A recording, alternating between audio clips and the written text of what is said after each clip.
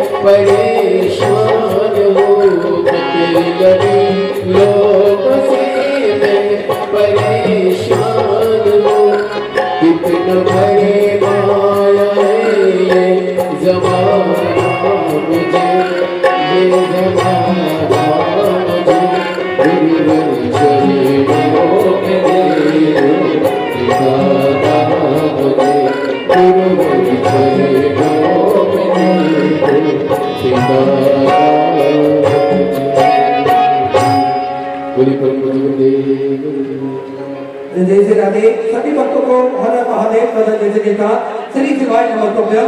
पूज्य गुरुदेव का आगमन हो चुका है। गुरुदेव व्यासपीठ पर मंचासीन हो चुके हैं।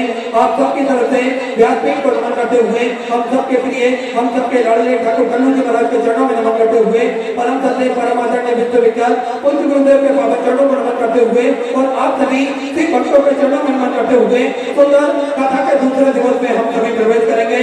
उससे पहले स्वागत का क्रम हमारे बीच में लोकसभा सांसद माननीय श्री मोहन मांडवी जी मौजूद हैं। बड़े ही आदर और सम्मान से मंच पर बधाएं, व्यासपीठ का पूजन करें, पूज्य गुरुदेव से आशीर्वाद प्राप्त करें।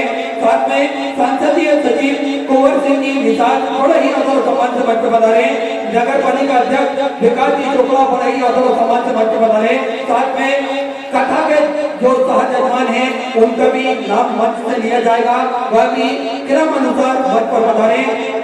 श्रीमती जामीन वीरेंद्र जी साहू, श्रीमती पुष्पा जी योगी, श्रीमती त्रिवेणी जी जगत राम, श्रीमती मिथिला गोविंद जी यदू, श्रीमती केसरबाई जी, श्रीमती पूर्णिमा ओम प्रकाश जी साहू, श्रीमती कुंती रामदास जी सोनकर, श्रीमती कृष्णाबाई जी लखन जी, श्रीमती लता राजेश जी टाबरी, श्रीमती मिथिला जी अग्रवाल, श्री लेखराम जी साहू बड़े ही आदर सम्मान से बच्चों बता रहे। सुंदर आज कथा के दूसरे दिवस में जिन दाताओं ने, जिन बाबाओं ने मंदिर गौशाला व्रतवस्त्र अन्य क्षेत्र बाबा कमलेश्वर हमें तो अपनी राशि प्रदान करी, उन सभी पवनधारी पुण्यशाली दाताओं के नाम सुषमा सिंह जी दुर्गा हरियाणा से 14,500 रुपए की राशि आपने समृद्ध की। मंजू बाबूलाल जी फरीदाबाद हरियाणा 14,500 रुपए, विकास सिंह की तरफ से 14,500 रुपए की राशि आपने समृद्ध की। रमन जी जहाँ 14,500 रुपए, उत्तम कुमार जी की तरफ से वेस्ट बंगाल से 14,500 रुपए की राशि आपने समृद्ध की। सुनीता देवी की तरफ से मुजफ्फरपुर बिहार से 14,500 रुपए की राशि की आया।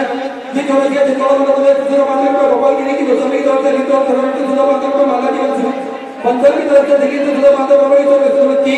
भक्ति की शर्मा की तरफ से 500 रुपए की राशि बाबा कमलेश्वर धाम समृद्ध की।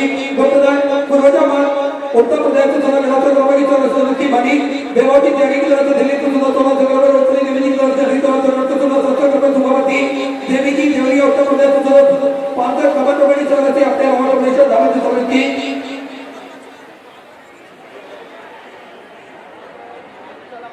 दामोदर दास जी दपड़िया प्रतापगढ़ उत्तर प्रदेश से 21,000 रुपए की राशि देकर आजीवन भोजन प्रदान ग्रहण करें। चौरे चौरावर का नाम कराया, बहुत बधाई। 14,000 आपके 1400 राशि आपने समर्पित की, बहुत बधाई। 14,000 आपके 1400 राशि आपने समर्पित की। सूरजमल जी पानीपत हरियाणा 16,000 रुपए, 14,000 कमर रुपए। स्वर्गीय नारायण जी 7 जी डोले नागपुर महाराष्ट्र से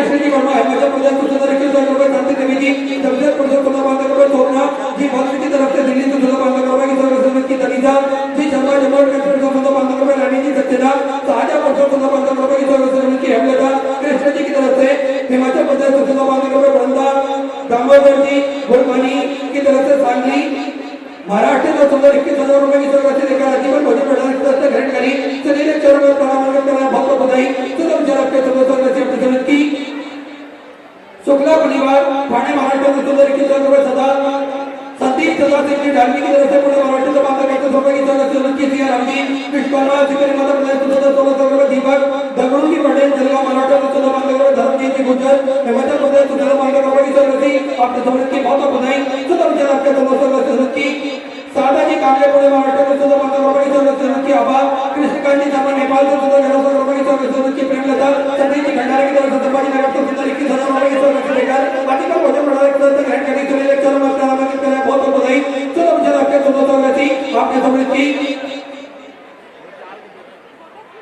सरिता सिंह जी भिलाई छत्तीसगढ़ को 21,500 रुपए की सर्विस की आपके बाबा को महेश्वर धागा की सर्विस की बहुत बधाई सुलभ जल आपके सर्विस आपने सर्विस की काफी सिंह जी बटा बिहार को 15,000 रुपए की सर्विस की निर्मला देवी पानीपत हरियाणा 15,000 रुपए, चौथा जी अग्रवाल झारखंड 14,000 रुपए, सुरेंद्र जी स्वाई की तरफ से उड़ीसा में 14,000 रुपए, संजीव कुमार की तरफ से यमुनानगर से 14,000 रुपए, नीरज जी मवार की तरफ से पठानकोट पंजाब से 14,000 रुपए की सर्विस की विमला जी बंगाल की तरफ से हरियाणा 11 रुपए की सर्विस की गुप्तरान में 14,000 रुपए, एसएल जी नेगी की तरफ से दिल्ली को 14,000 रुपए, अनीता जी समाज तो पुट से 14,000 रुपए की सर्विस की भारत जी सिंगल की तरफ से दिल्ली से 11,000 रुपए की सर्विस की पूजा अनिरुद्ध जी की तरफ से 14,000 रुपए सिंगल जी समाज कथा मंडप में विराजमान सांसद महोदय एवं नगर पालिका अध्यक्ष उपाध्यक्ष आदि जो भी अतिथिगण विधायक जन विराजमान सभी का कथा के मुख्य यजमान मां शीतला सेवा समिति बालोद छत्तीसगढ़ श्री मोहित जी, श्रीमती भगवती साहू, श्री रवि, श्रीमती अन्नपूर्णा श्रीवास्तव एवं संपूर्ण बालोद के निवासी इस कथा के मुख्य यजमान के रूप में विराजमान हैं। सभी को बहुत बहुत साधुवाद। एक बार ताली बजाकर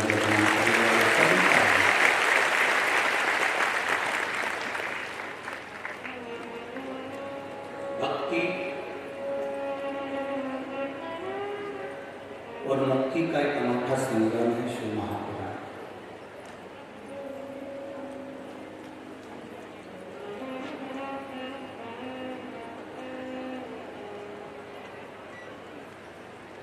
मुक्ति पाने के लिए लोग बहुत प्रयास करते हैं कि हम मुक्त हो जाएं, मुक्ति मिल जाए, मोक्ष मिल जाए। पर शिव महापुराण की कथा कहती है कि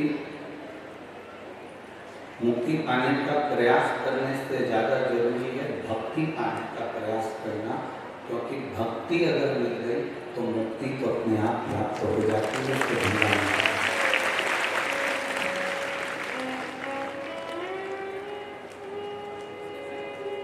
इन शरीर के माध्यम से, इंद्रियों के माध्यम से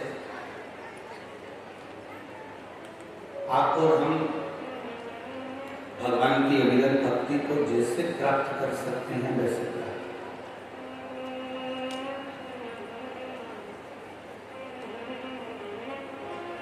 बहुत दिखावे से परमात्मा को प्राप्त करने का प्रयास नहीं। भगवान को प्राप्त करने का सबसे सुंदर तरीका जो रामचरितमानस में कहा कि निर्मल मन सो मोहि पावा, मोहि छल छिद्र कपट।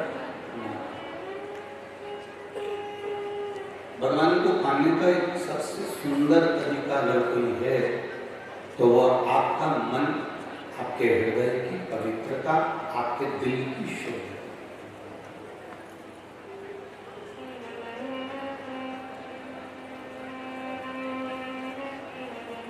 साबुन लगा लेने से या शरीर पर साबुन मल लेने से शरीर का मेल साफ हो सकता है, पर मन का मेल साबुन से कभी साफ नहीं।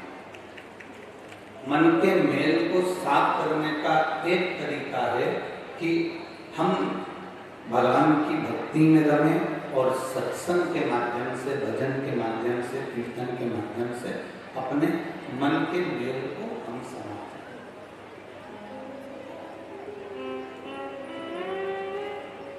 ये वो कहे मन बड़ा चंचल है, कैसे तेरा भजन करूं, जितना इसे समझाऊं तो ना चलता। आप इसे जितना संवारने का प्रयास करोगे, आप जितना इसको संवारने के लिए लेकर जाओगे, ये मन उतना विचलित होता चलेगा।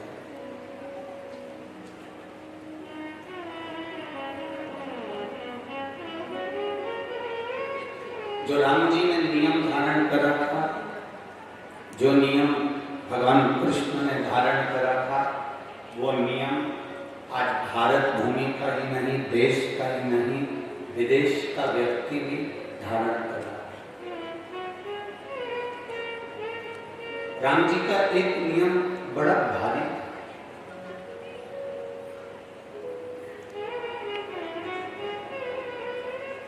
राम जी का एक नियम, कभी कभी आपने रामेश्वर धाम की अगर कथा सुनी हो कि भगवान शंकर का रामेश्वर धाम में भगवान राम जी ने शिव जी की स्थापना करी, शिव जी को प्रतिष्ठित करा।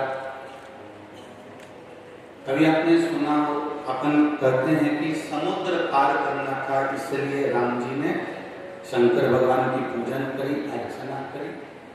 पर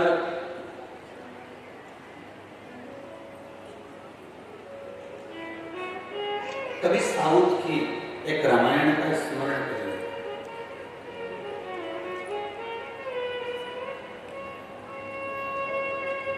और साउथ की एक रामायण में, जिसके अंतर्गत कुंभन रामायण के अंतर्गत वर्णन किया कि राम जी का एक नियम बड़ा भारी था कि जब तक वो शंकर जी को जल नहीं चढ़ाते थे, तब तक वो मुख में जल नहीं लेते थे। यह राम जी का नियम। शिव जी को जल चढ़ाए बिना मेरे राम जी जल पीते नहीं। शंकर जी को जल चढ़ाए बिना मेरे राघव जी जल पीते नहीं। उनका जो नियम था वो बड़ा था। जब समुद्र के किनारे पहुंच गए, समुद्र के तट पर पहुंच गए, तब राम जी को प्यास लगी तो राम जी ने लक्ष्मण जी से कहा, लखन, हे लखन। लखन बोले, जी भैया बहुत प्यास लग रही है, पर समुद्र के तट पर तो खारा पानी है, और ये समुद्र के तट पर जो खारा पानी है, मैं पीऊं तो पीऊं कैसे? जाओ कहीं से मीठा जल, निर्मल जल मेरे लिए लेकर। लखन लाल जी गए, भगवान श्री लक्ष्मण जी शेषनाग अवतारी मेरे लखन लाल जी गए, जल लेकर आए और उन्होंने बालू रेत का शिवलिंग बनाकर उस पर जल चढ़ाया। तब मेरे राम जी ने जल को पिया, तब मेरे राम जी ने जल का आचमन करा। राम जी का एक नियम प्रबल था कि बिना जल चढ़ाए वो जल नहीं पीते थे। भगवान कृष्ण का एक नियम था, बिना जल चढ़ाए वो अपने द्वारका के सिंहासन पर नहीं बैठते थे। राजा विक्रमादित्य का एक नियम था, वो भगवान शंकर को जल चढ़ाए बिना अपने 32 सिंहासन पर नहीं बैठते थे। और राजा भोज का नियम था कि वो भगवान को जल चढ़ाए बिना अपनी सत्ता को ठीक तरह से एक निर्णायक के रूप में, जब तक वो जल ना चढ़ाते थे तब तक निर्णय नहीं दिया करते थे। ऐसा जब तक जल ना चढ़ाया राम जी ने, तब तक जल नहीं पिया। भगवान कृष्ण ने जब तक जल नहीं चढ़ाया तब तक द्वारका के सिंहासन पर बैठते नहीं थे। रुक्मणी जी ने पूछा, आज आप सिंहासन पर नहीं बैठे? भगवान कहते थे कि मेरा जल चढ़ाना रह गया है, मैं जल चढ़ाऊंगा, सिंहासन पर बैठूंगा। एक बार भगवान कृष्ण ने रुक्मणी जी से पूछ लिया था, सीता जी ने राम जी से पूछ लिया था कि तुम बिना जल के पानी नहीं पीते, तुम बिना जल के सिंहासन पर नहीं बैठते। विक्रमादित्य जी से भी पूछा गया कि आप बिना जल के अपने 32 सिंहासन पर नहीं बैठते, आखिर कारण क्या है? तो राम जी ने कहा कि जल चढ़ाकर जल पीता हूँ, उससे मेरी इंद्रियां प्रबल होती हैं, और भगवान कृष्ण कहते हैं जल चढ़ाकर सिंहासन पर इसलिए बैठता हूँ क्योंकि मुझसे कोई निर्णय गलत ना हो जाए और पूरे राष्ट्र का उत्थान हो जाए, इसलिए मैं सिंहासन पर बैठता हूं। इससे जल की मूलता, इस जल की बड़ी प्रबलता। आप अगर रोज भगवान शिव को जल चढ़ाने के लिए जा रहे हैं, भगवान शंकर के मंदिर में पहुंचकर जल समर्पित कर रहे हैं, तो उसमें आपको प्रसन्नता होना चाहिए कि मेरा निर्णय अब मेरे महादेव करते हैं, मेरी बुद्धि अब मेरे महादेव संभालते हैं, मेरा चित्त मेरे महादेव संभालते हैं। विनाश काले विपरीत। अब एक बार ये कथा पहले कह सकते हैं, तो वहां पर किसी ने प्रश्न लिखकर भेज दिया था पत्र पर कि रावण भी तो शंकर भगवान को जल चढ़ाता था, फिर उसकी बुद्धि विपरीत कैसे हो? ये प्रश्न आपके भीतर भी जागृत होना चाहिए। किसी और वाला गुरु जी जब देखो जब जल की महत्वता करते हैं कि जल राम जी ने चढ़ाया, जल कृष्ण जी ने चढ़ाया, जल विक्रमादित्य जी ने चढ़ाया, राजा भोज ने चढ़ाया, जल सबने चढ़ाया, भगवान नारायण ने चढ़ाया, माँ लक्ष्मी जी ने चढ़ाया, ब्रह्मा जी ने चढ़ाया, माता पार्वती ने जल चढ़ाया। तो ये एक प्रसंग आता है कि फिर रावण भी तो जल चढ़ाता था, उसकी बुद्धि विपरीत कैसे है? उसकी बुद्धि कैसे है?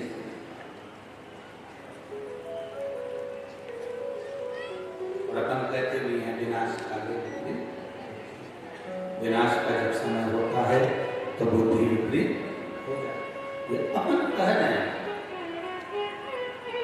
अपन बोलते हैं कि विनाश काले विपरीत, तो रावण का जल नहीं चढ़ाता, रावण का जल समर्पित नहीं करता। दो तरह का जल चढ़ाना होता है, बहुत ध्यान से सुनना। एक जल चढ़ाना वो होता है जो आप रोज भगवान के मंदिर में जा रहे हो, जल समर्पित कर रहे हो। और दूसरा जल चढ़ाना वो होता है कि चार माताएं जब जल चढ़ाने जाती हैं तब अपना मन कर जाता है कि जल चढ़ा दो। चार लोग जा रही हैं तो अपने भी चल चलो, या कोई बीमार पड़ गया, कोई दुखी हो गया, कोई कष्ट में आ गया तो मंदिर या जल चढ़ाना, या फिर कुछ कामना हमारे भीतर है तो हमने जल चढ़ा दिया, कामना पूरी हो गई, जल चढ़ाना बंद कर दिया, हमारा कार्य पूरा हो गया और जल चढ़ाना हमने बंद कर दिया। बस रावण इसी सोच का, जब उसको वर चाहिए था, जब उसको बहुत कुछ प्राप्त करना था, जब उसको बहुत कुछ चाहिए था, तब रावण जल चढ़ाने का काम करता था, तब रावण भगवान की आराधना करता था। और जब रावण के पास में बहुत सारी विद्याएं एकत्रित हो गई, जब रावण के पास में बहुत सारा बल एकत्रित हो गया, जब रावण के पास में बहुत सारी विद्याएं एकत्रित हो गई, तब रावण जल चढ़ाना बंद कर देता।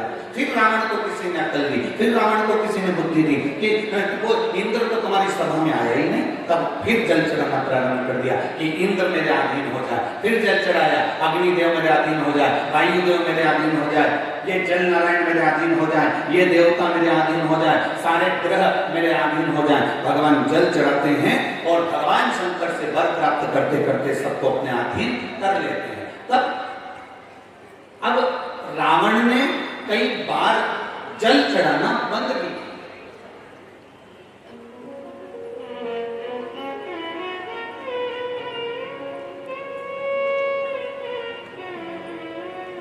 मानने के लिए हमने भगवान की आराधना करी, मानने के लिए हमने बहुत कुछ आराधना करी, पर उसके बाद जब हमारा कार्य सिद्ध हो गया तो हमने भगवान का द्वार छोड़ा।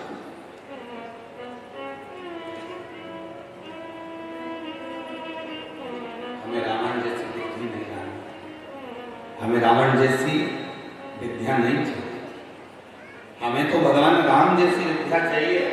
हमें भगवान कृष्ण जैसा बल चाहिए, हमें भगवान विक्रमादित्य जैसी बुद्धि चाहिए, हमें राजा भोज जैसी बुद्धि चाहिए, हमें रामकृष्ण परमहंस जैसी, नामदेव जी जैसी, तुकाराम जी जैसी, मीराबाई जैसी, नरसिंह मेहता जैसी, तुकाराम जी जैसी ऐसी बुद्धि हमारे भीतर चाहिए। हमें वो बुद्धि नहीं कि थोड़े दिन तक वो कार्य करा, थोड़े दिन के बाद हमने बंद कर दिया। 3 महीने हम मंदिर गए, 3 महीने के बाद हमने बंद कर दिया। 4 महीने हम मंदिर गए, 4 महीने के बाद हमने बंद कर दिया। ऐसी विवेकता, ऐसी बुद्धि, ऐसा चित्त हमको नहीं चाहिए।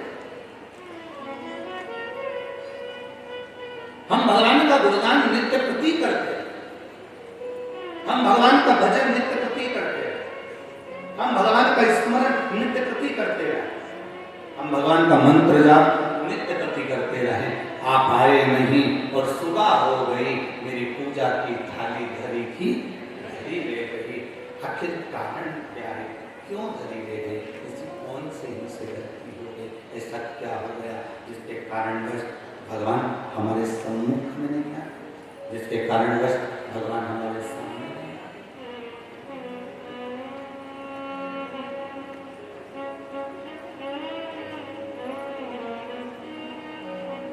शंभो शरणे मानो धरी दुख तारो दया करी दर्शन शंभो शरणे मानो धरी दुख तारो दया करी दर्शन। हम नित्य प्रति भगवान के हम नित्य प्रति भगवान के द्वार पर पहुंचे, हम नित्य प्रति भगवान की शरणागति में पहुंचे तो हमारे जीवन की एक आनंद। थोड़े दिन पूजा बंद कर दिया, थोड़े दिन जल चढ़ाया बंद कर दिया, दुख आया बंद कर दिया, तकलीफ आई बंद कर दिया, बीमारी हो गई, कष्ट आ गया, मंदिर भी गए, जल भी चढ़ाया तो भी बीमारी नहीं मिट रही, बहुत पूजा अर्चना कर ली तो भी बीमारी नहीं मिट रही, बहुत आराधना कर ली तो भी बीमारी नहीं मिट रही। ये मत सोचना कि भगवान ने तुम्हारे लिए दुख दे रखा, ना ना, थोड़ा हमारे पूर्व जन्म का भी कर्म हमको भोगना पड़ता है इस मृत्यु लोक में। कल सोमनी की कथा सुनी थी ना आपने? सोमनी की कथा कल अपन ने सुनी। जो ब्राह्मण के घर में जन्म लेने वाली बेटी थी वो गलत संगत में पड़ गई थी और गलत संगत में पड़ी, उसको यौवन का एक आनंद था, तो बाद में जन्म लेने के बाद आंख से अंधी भी बनी और शरीर में कोढ़ भी हो गया, शरीर भी बेकार हो गया, अंधी भी हो गई, भटकती फिरी। ये हमारे पूर्व जन्म के कर्म है। कोई बड़ी बीमारी हो जाए, कोई बड़ा कष्ट हो जाए, कोई बड़ा बात हो जाए, समझना हमारे पूर्व जन्म के कर्म का भोग आज हम भोग रहे हैं। उस कर्म के भोग को हम जितना जितना भजन करेंगे, जितना जितना बाबा का स्मरण करेंगे, जितना जितना शिव की भक्ति करेंगे, जितना जितना भगवत भजन की ओर आगे बढ़ेंगे, उतना उतना हमारी कर्म की गति कटती चली जाएगी। हाँ, कोई तुमसे कह दे कि मेरे पास सजाना मैं ऐसी विद्या दे दूंगा, मेरे पास सजाना मैं ऐसी भभूति दे दूंगा, मेरे पास सजाना ऐसी बेल दे दूंगा जिससे तुम्हारा ये काम हो जाएगा, ये व्यर्थ की बात। अपने कर्म का भोग अपने को भोगना है। हमने पहले भी कथा में कहा, छींक अगर हमें आ रही है हमें छींकना, खांसी हमें चल रही है हमें खांसना, भूख हमें लग रही है भोजन हमें करना, प्यास हमें लग रही है पानी हमें पीना, दर्द हमें हुआ है तो गोली हमें खाना है। उसी तरह अगर कष्ट हमको है तो भगवान का भजन भी हमें करना है जिससे ये कष्ट मिट जाए। उसका नाम हमको जपना है जिससे हमारे जीवन का ये कष्ट, हमारे जीवन की ये तकलीफें, हमारे जीवन का ये दर्द हमारे स्वयं का समाप्त हो जाए। ये हमको हमारे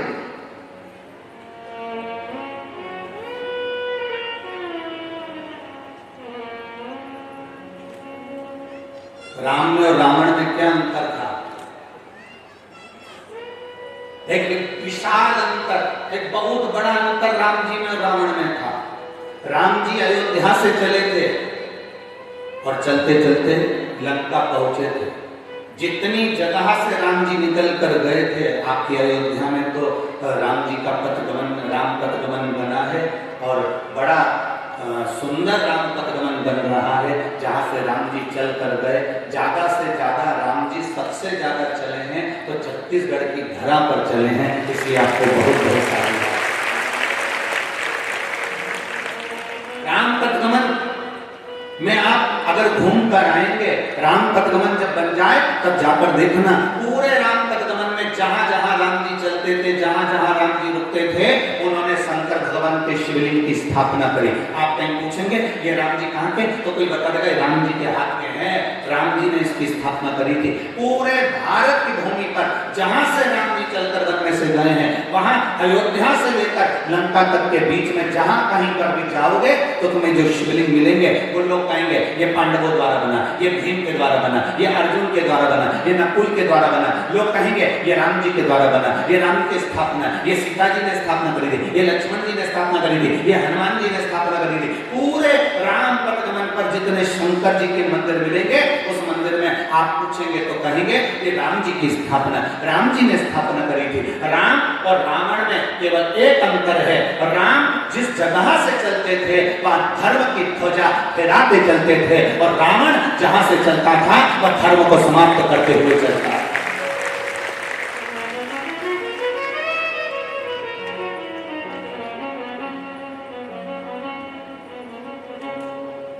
क्या करा राम जी ने? यज्ञ करवाया। राम जी ने क्या करा? यज्ञ अनुष्ठान करवाया। रावण ने क्या करा? कोई यज्ञ कर रहा था तो उसमें रक्त का मटका डाला।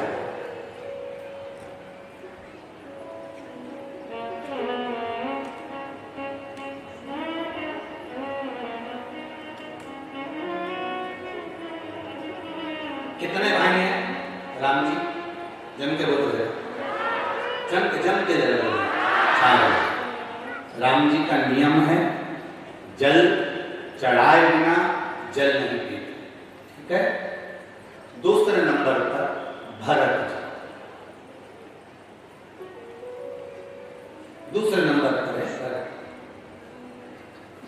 भरत जी का नियम है ब्राह्मण को भोजन कराते हैं और शिव जी का अभिषेक करते हैं।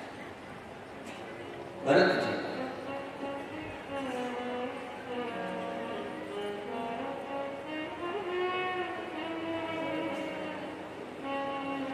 भरत जी का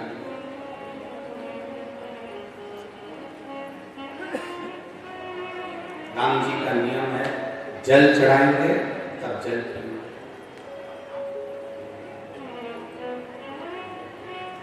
और भरत जी का नियम है ब्राह्मण को भोजन कराना, संत को भोजन कराना, गुरुजन को भोजन कराना। कोई आ गया अतिथि दरवाजे पर उसको भोजन कराना और उसके बाद भगवान शिव की भक्ति में शंकर जी का अभिषेक करना।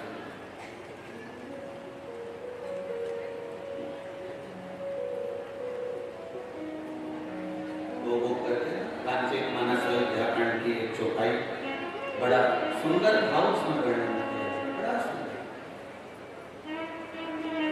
अरे विप्र जवानी देहि दीन गाना, विप्र जवानी देहि दीन गाना, शिव अभिषेक धरहि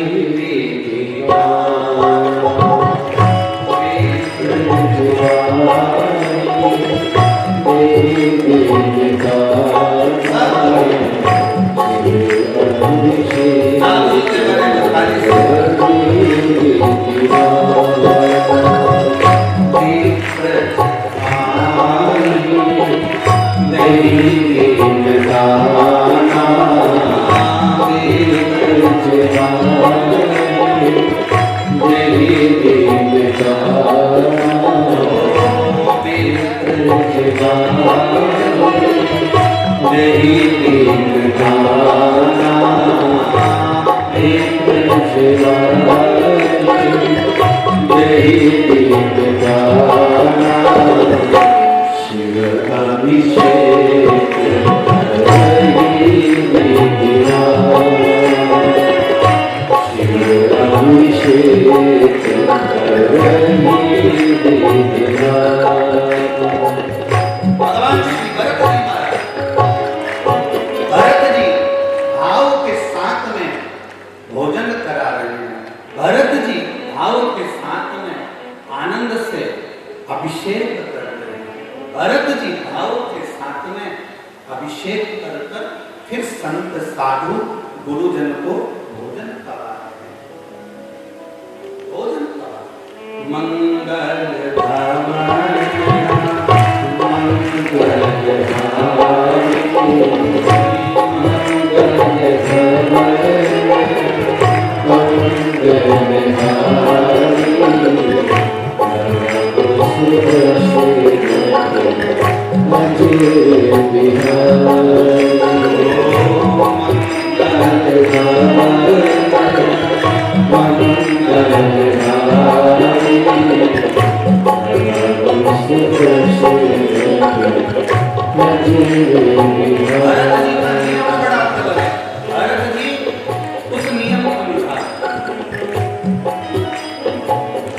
अभिषेक रोज करना प्रतिदिन,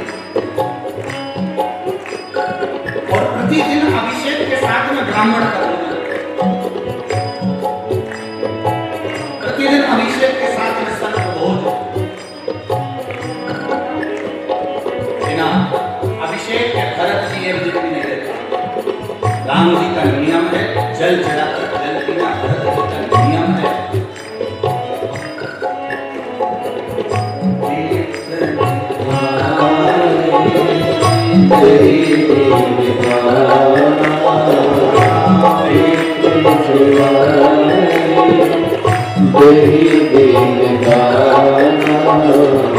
शिव अभिषेक करहि मीरा शिव अभिषेक करहि मीरा अभिषेक करहि मीरा। कई बार मां जानकी जी राघव जी से पूछती रही। कई बार मां जानकी जी माता सीता जी राम जी से पूछती रही कि आप सवेरे जब अभिषेक करने के लिए बैठते हो, सवेरे आप जब जल चढ़ाने के लिए बैठते हो राघव जी, उस समय आपकी आंखों में जल क्यों भरा? आपके नेत्रों से जल क्यों झलक रहा? पूजन करते समय किसी के नेत्रों में जल आता है? यहाँ कई माताएं बैठी हैं, कई भाई बैठे हैं, कई बच्चे बैठे हैं, कई बेटे बैठे हैं, कई बेटियां बैठी हैं।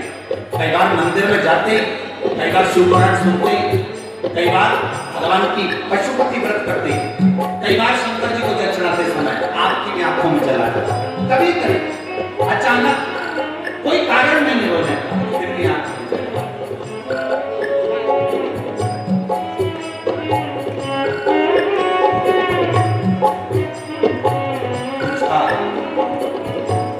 जानकी सेवा करते समय, स्मरण करते समय आपकी आंखों में जल इसलिए क्यों? राम जी ने कहा जानकी जैसे मेरा नियम है, जैसे मेरा नियम है जल चढ़ाकर जल पीने का, ऐसे मेरे भाई का नियम है भरत का। अभिषेक करता है, ब्राह्मण भोजन कराता है, संत का भोजन कराता है। जब तक किसी को भोजन न करा देता तब तक वो कुछ लेता नहीं। मैं जल चढ़ाए बिना जल नहीं पीता। वो अभिषेक के बाद ब्राह्मण संत सद्गुरु को भोजन कराए बिना भोजन नहीं करता, कंदमूल कर लेगा। तो आप रो क्यों रहे? आपकी आंखों में जल क्यों है? आपके नेत्रों में जल क्यों है? कई माताएं पूछती है, कई बार हमारी भी आंखों में जल आ जाता है गुरु जी। कई बार हम कथा सुनते सुनते रो लेते हैं गुरु जी। कई बार टीवी पर कथा सुनते सुनते हमारी आंख में आंसू आ जाता है गुरु जी। कभी मंदिर में अभिषेक करते करते आंसू आ जाते हैं, कभी जल चढ़ाते समय आंसू आ जाते हैं, कभी कभी पशुपति व्रत करते हुए आंसू आ जाते हैं गुरु जी। कारण क्या है? उसका एक कारण है, जरूर आपके पूर्वज, आपके पितर, आपको, आपके कुल देवता, आपके पितर, आपके पूर्वज, आपके घर में जीव आपको याद करते हैं और कहते हैं मेरे घर की बहू जल देकर हमको तार रही है, इसलिए ये कृपा है।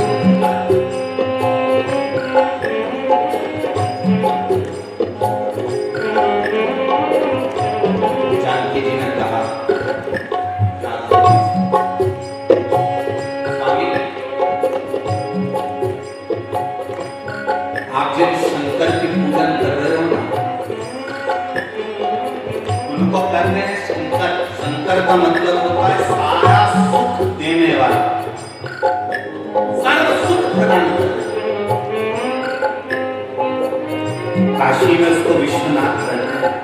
विश्वनाथ का मतलब होता है दुनिया में कोई अनाथ नहीं है, क्योंकि बेटा हमारा विश्व। तो आप चिंता मत करो, चिंता करेंगे विश्वनाथ, पेट भरने की जवाबदारी उनकी है। और टेंशन लेना, थोड़ी देर बाद राम जी मुस्कुराते हुए दिखते हैं। क्यों? अब भरत ने अभिषेक कर एक संत को भोजन करा दिया। अब ये नियम है, ये साधारण नियम नहीं। आप भी एक नियम लेकर बैठो कि मैं जल चढ़ाने रोज जाऊं। एक नियम लेकर बैठो कि एक चावल का दाना देवादिदेव महादेव को जरूर चढ़ाऊं। एक नियम बना लो कि मैं एक बेलपत्र अगर नहीं होगी मंदिर की उठाकर मंदिर में ही चढ़ा।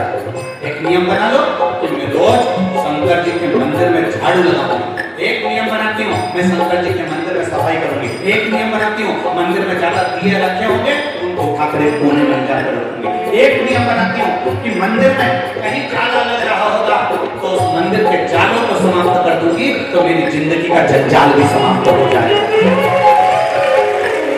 एक नियम जो भरत जी ने बना लिया।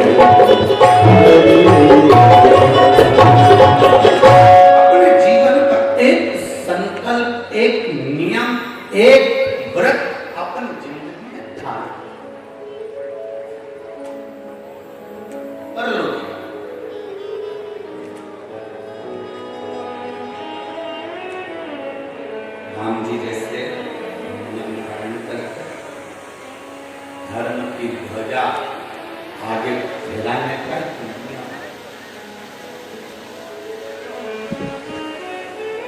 एक आपके क्षेत्र के अंतर्गत ये बालोद जिला है ना, बालोद जिला के अंतर्गत आसपास का जो क्षेत्र है, इन क्षेत्रों में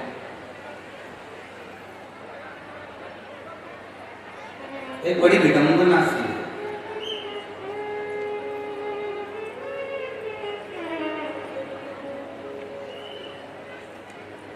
राम जैसे लोग थोड़े कम हो गए और रावण जैसे लोग बढ़ गए। क्या करा उन्होंने? गणेश जी की पूजन क्यों कर रहे, देवी जी की पूजन क्यों कर रहे, शिव जी की पूजन क्यों कर रहे? क्या होगा इससे, क्या मिलेगा इससे? भगवान गणेश जी की पूजन कर कर क्या करोगे? देवी जी की पूजन कर कर क्या करोगे? आने वाले समय में ये तुमसे कहेंगे तुम्हारे बाप को भोजन देकर भी क्या करोगे? आने वाले समय में बड़ी विडंबना रहेगी। जंगलों में रहने वाले वनवासी, आदिवासी, भील आदि के जो वनों में निवास कर रहे हैं, जितने जितने क्षेत्रों में वनों में आपका निवास है, मेरा निवेदन है अपने कुल के जो इष्ट देव हैं, आप जिस देवता का पूजन करते आए हो, आप जिस देवता की आराधना करते आए हो, आप जिस देवता की आराधना में शुरू से डूबे हुए हो, आप जिस देवता की आराधना में पूर्व से डूबे हुए हो, उस देवता की आराधना आप करते रहिए। क्यों? दुनिया के लोगों का काम है आपको धर्म से हटाकर अधर्म की ओर ले जाना, पर भगवान आपका हाथ पकड़कर आपकी जिंदगी को सार्थक कर देगा,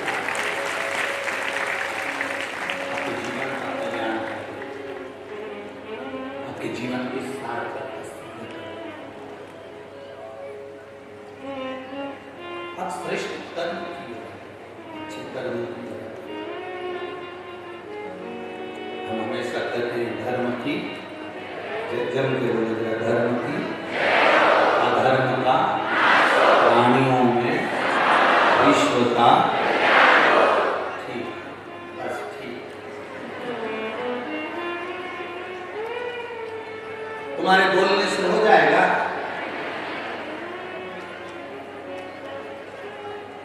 फिर करना क्या पड़ेगा? फिर धर्म की अधर्म का प्राणियों में विश्व का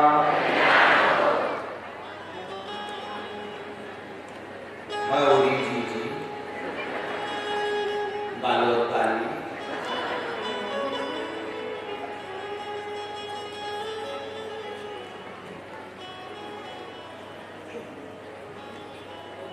अपन तो तोड़ा सुररा पुत्री और करधन पेनो और आग लगन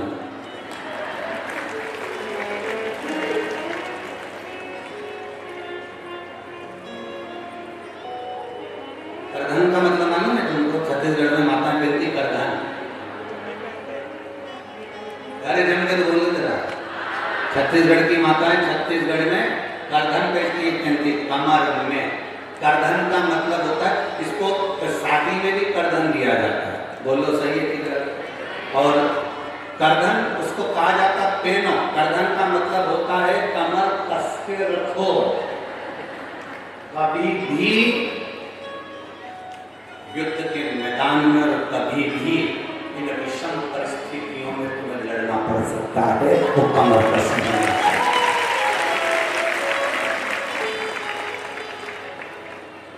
एक होता है तोड़ा, मोटा तोड़ा नहीं, तोड़ा कहां पहनते हो? जम के बोलो जरा, पांव के अंदर तोड़ा, ऐसा मोटा सा और बड़े आनंद के साथ में वो मोटा एक कड़ी जैसा होगा तोड़ा, जो छत्तीसगढ़ की माताएं अपने पांव में पहनती है। उसका मतलब ये होता है तोड़ा एक बार अगर पहन लिया तो मरते तक पांव में पड़ा रहता है, वो टूटता ही नहीं है। माता पायल बदल ले पर तोड़ा नहीं बदलाता, एकदम मजबूत होता है। और जिस समय उसको जरूरत पड़ जाए कि हाँ कोई विधर्मी मेरी ओर देख रहा है, तो वही तोड़े से उसका मुंडा तोड़ देती है। सहज है।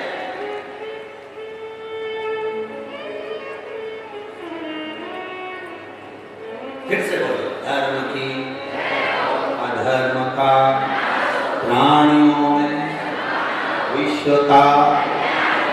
बस ठीक है, बोलने से नहीं होने वाला। बोलने से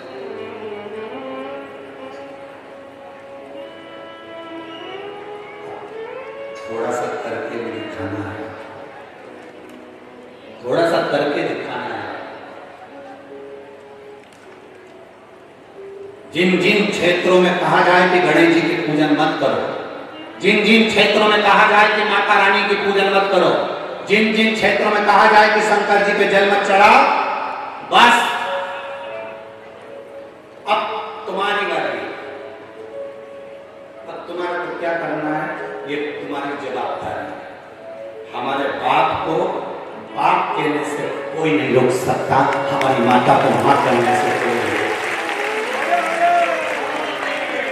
पिता को पिता कहने से कौन रोकेगा साहब? आज के जमाने में एक विषम परिस्थिति में लोगों को लाकर छोड़ दिया। केवल राजनीति के चक्कर में लोग धर्म को खिलौना बनाकर खेलते हैं। एक राजनीति के चक्कर में धर्म को खिलौना बनाया जा रहा है और सनातन धर्म से खेला जा रहा है। मत पूछो भगवान को, मत पूछो देवी देवता को। अब लोग ये हो गए हैं, ऐसे ऐसे महाराज भी बैठते हैं जो भगोने के अंदर बड़े बर्तन में खुद बैठ जाते हैं। वो दूध से अपना अभिषेक कराकर उस दूध की खीर बना के अपने भक्तों को खिला देते हैं। ऐसे ऐसे भी बैठते हैं और ऐसे ऐसे भक्त भी गजब के। कहां मूर्खता में पड़े इस ओर जा रहे हो। जवाबदारी तुम्हारी, तुम्हारे जवाबदारी को तुम्हें निभाना है। भगवान की भक्ति हम ये नहीं कहेंगे कि आप किसी के कहने में आकर अपने देवता को, अपनी देवी को, अपनी उपासना को, अपने भजन को, अपने कीर्तन को बंद कर दो, बल्कि प्रयास करना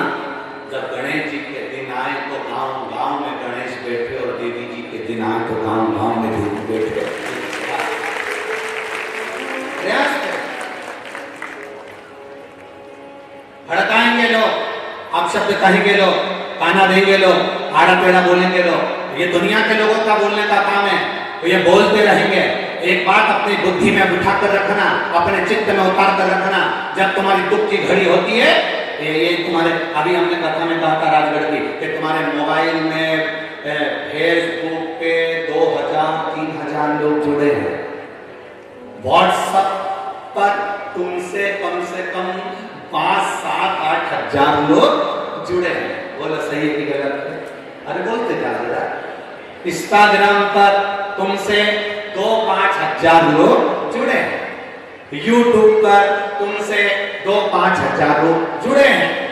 अब एक काम करो, तुम बीमार पड़कर हॉस्पिटल गए तो तुम्हारे मोबाइल पर जितने जुड़े थे उन सबको मैसेज कर दो कि मैं बीमार हूँ और तुम सब मुझे हॉस्पिटल में मिलने आओ, मुझे 500 रुपए की जरूरत है, जितने भी आओ मुझे 500 रुपए देकर जाना, मेरी बीमारी में खर्चा होगा। जितने जुड़े हैं ना, उसमें से 1-2 आ गए तो बहुत बड़ी बात है। तुम्हारे व्हाट्सएप से, यूट्यूब से, फेसबुक से जुड़े हुए तुम्हारे साथी तुम्हारे साथ नहीं खड़े होंगे, बल्कि तुम्हारी दुख की घड़ी में तुम्हारा पिता, तुम्हारी माँ, तुम्हारी पत्नी, तुम्हारा पति और तुम्हारे बच्चे खड़े। दुख की घड़ी कितने खड़े हो जाते हैं? कौन खड़ा हुआ, कौन माया सामने? दुख की घड़ी में केवल तुम्हारा परिवार, तुम्हारे पिता, तुम्हारी माता, तुम्हारी पत्नी, तुम्हारे बच्चे, तुम्हारा पति, बस दुख की घड़ी में वो पूरे समय जूझते। खाना है ले गए, जांच कराना है, कहीं कुछ कराना है, तो दुख की घड़ी में जूझ रहे। ना हमने पत्नी को समय रिटर्न बढ़ा बेटा, हे बाबू रिटर्न बढ़ा बेटा, ना हमने पत्नी को समय दिया, ना हमने बच्चों को समय दिया, ना हमने पति को समय दिया, ना हमने पिता को समय दिया, ना हमने अपनी माता को समय दिया। 24 घंटे मोबाइल पर मित्रों को, दोस्तों को समय दिया, और जिनको समय दिया उन्होंने तुमको समय नहीं दिया, और जिनको तुमने समय नहीं दिया उन्होंने अपना पूरा समय तुम्हारे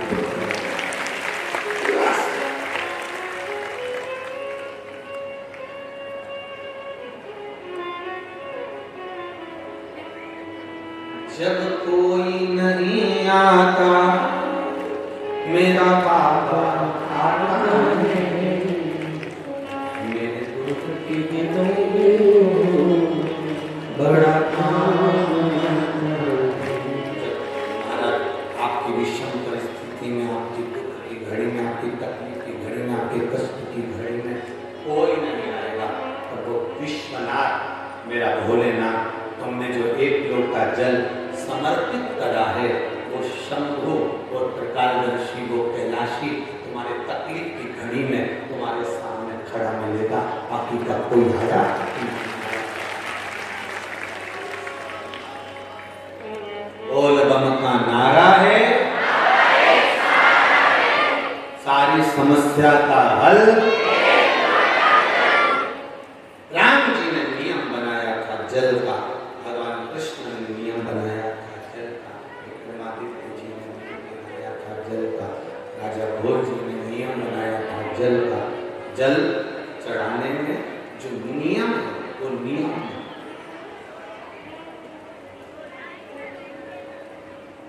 एक बार अगर पशुपति व्रत करा, नहीं फायदा मिला, दूसरी एक नियम बड़ा पक्का होना चाहिए, एक नियम बड़ा प्रबल होना चाहिए।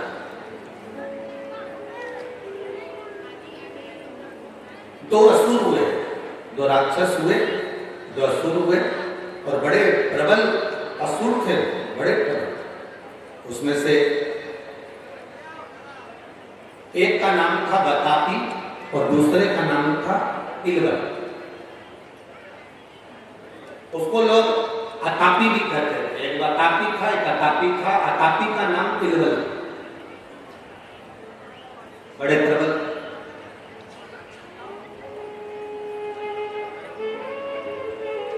इन्होंने किसी की भक्ति नहीं की। अब इन्होंने भक्ति करी तो केवल देवादिदेव महादेव की। और दोनों ने उन्हें मालूम था कि सबसे जल्दी अगर कोई राजी होने वाला देवता है, सबसे जल्दी अगर कोई राजी हो जाता है तो वो देवादिदेव महादेव सबसे जल्दी राजी। जल चढ़ाया, दिल से चढ़ाया, राजी।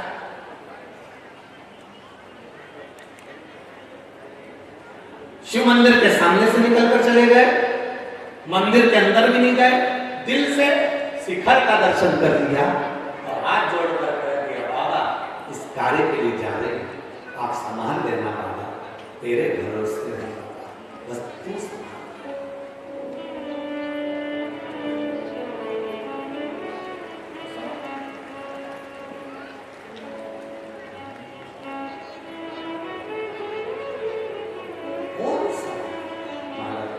तेरे भरोसे में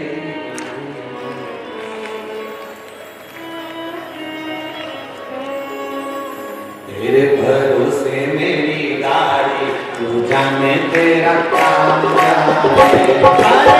तेरे भरोसे मेरी गाड़ी, तू जाने मेरा काम जाने। तेरे भरोसे मेरी गाड़ी, तू जाने तेरा काम जाने। तेरे भरोसे मेरी गाड़ी, तू जाने तेरा काम जाने। तेरे भरोसे मेरी गाड़ी, तू जाने तेरा काम जाने। तेरे भरोसे मेरी गाड़ी, तू जाने तेरा काम जाने। तेरे भरोसे मेरी गाड़ी, तू जाने तेरा काम जाने। तू जाने तेरा काम जाने, तू जाने तेरा काम जाने। तू जाने तेरा काम जाने। तू जाने तेरा काम जाने। तेरा काम जाने। तू जाने तेरा काम जाने। तू जाने तेरा काम जाने। तू जाने तेरा काम जाने।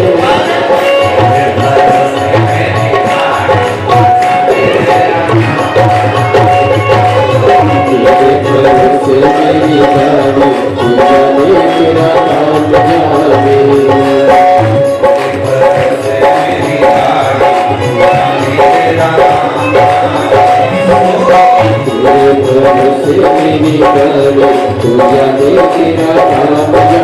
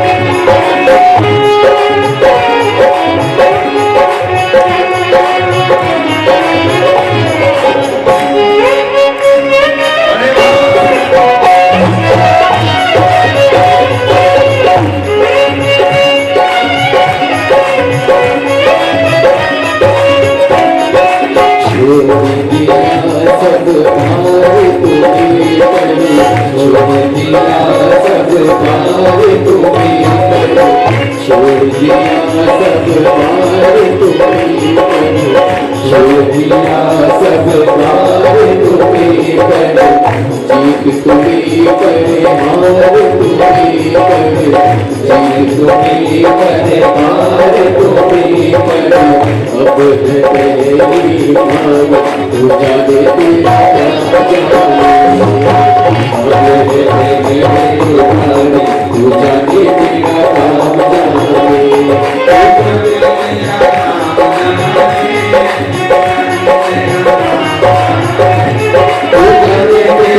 काम जाने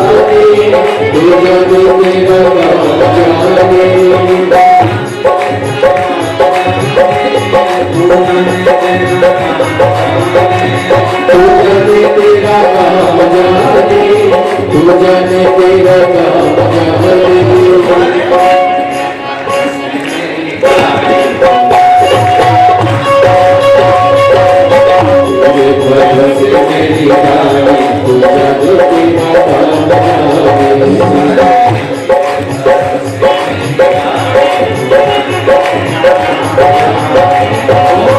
मेरे घर से मेरी रानी तू जाने तेरा काम जाने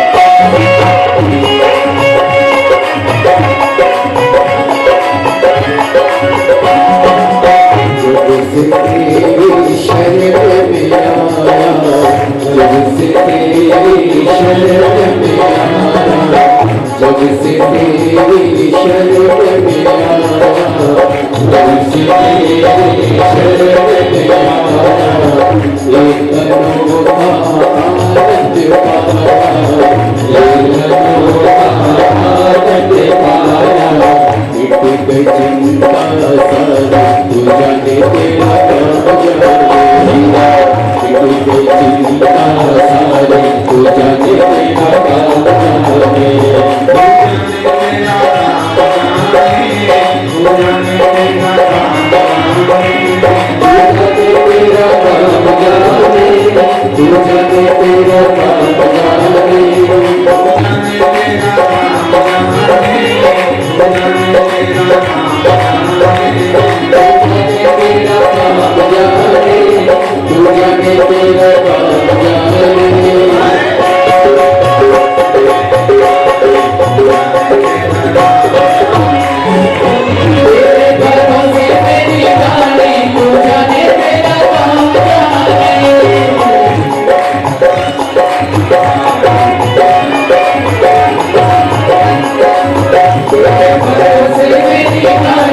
जाने तेरा काम जाने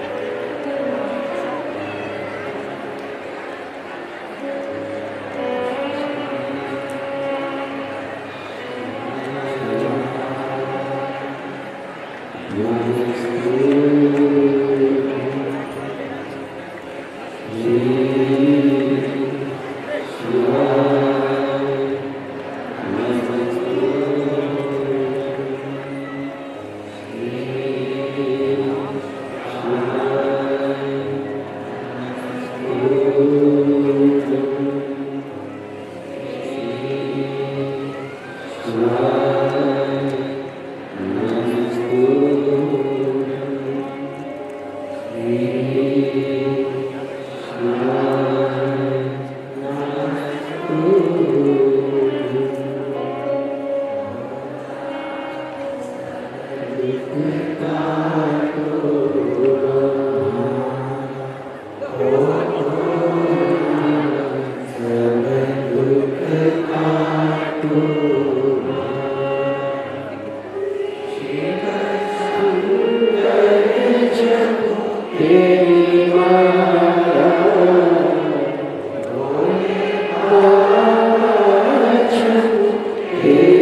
मारा भोला सब दुख काटो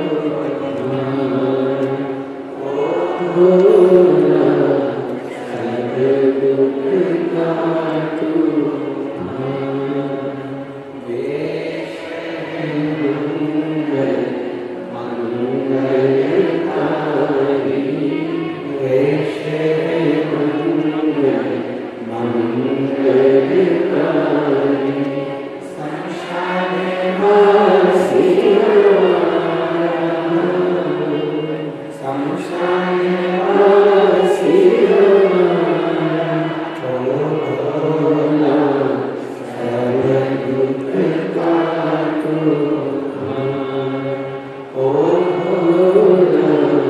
सब दुख काटो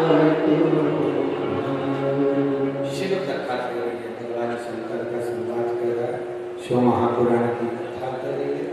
अपने जीवन की सार्थकता कुछ नियम हमारे जीवन के बारे में।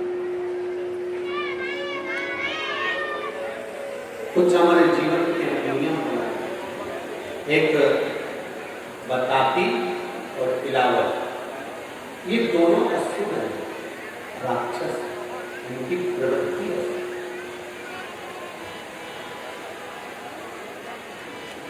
बहुत सारे वर इनके पास में थे,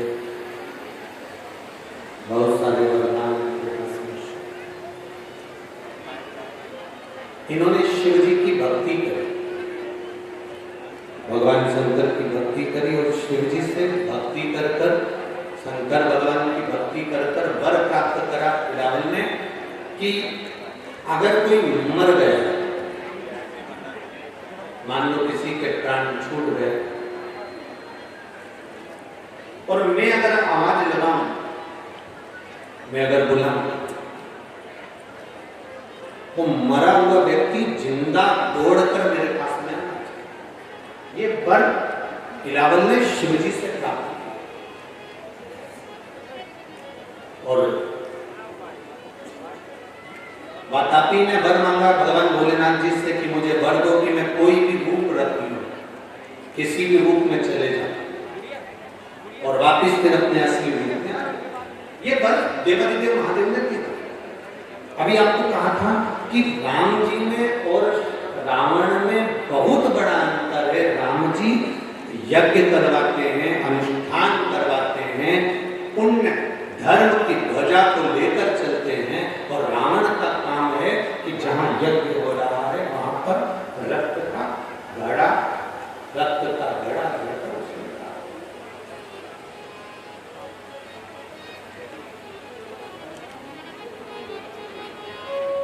यज्ञ नहीं होने देना, भजन नहीं होने देना, कीर्तन नहीं होने देना, मन ये नष्ट करने का काम है।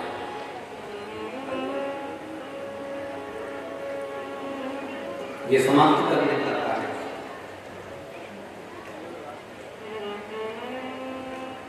अब वातापी और इलवल इन दोनों ने अलग अलग वर मांग लिए। इलवल ने मांगा कि कोई मरे हुए को भी मैं बुलाऊं तो वो आ जाए, और वातापी ने मांगा कि मैं रूप बदल कर कहीं पर भी किसी भी रूप में जा सकूं। शिव जी ने कहा।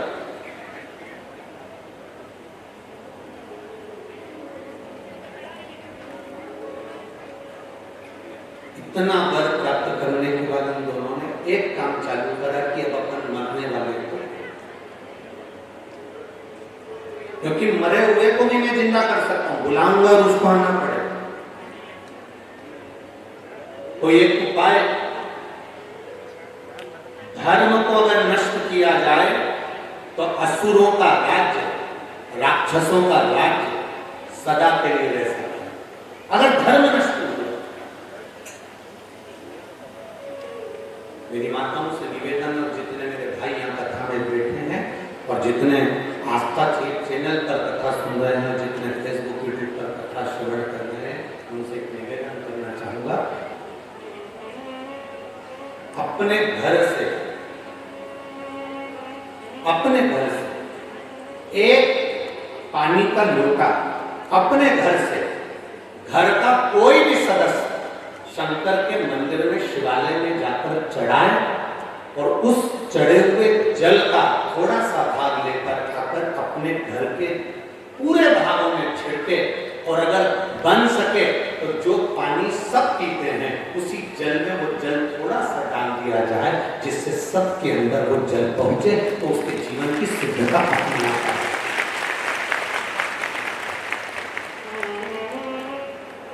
अपने जीवन की शुद्धता अपने आप आ जाए।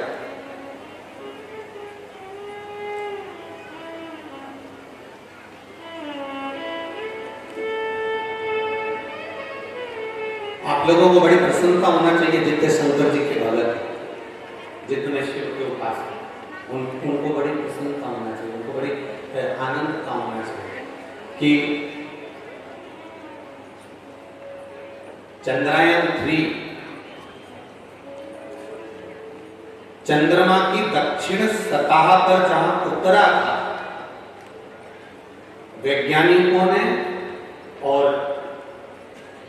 हमारे राष्ट्र के एक आनंद सुख में उस स्थान का नाम, जहां पर चंद्रयान 3 चंद्रमा के दक्षिण सतह पर जहां उतरा था, उस स्थान का नाम शिव शक्ति पॉइंट रखा।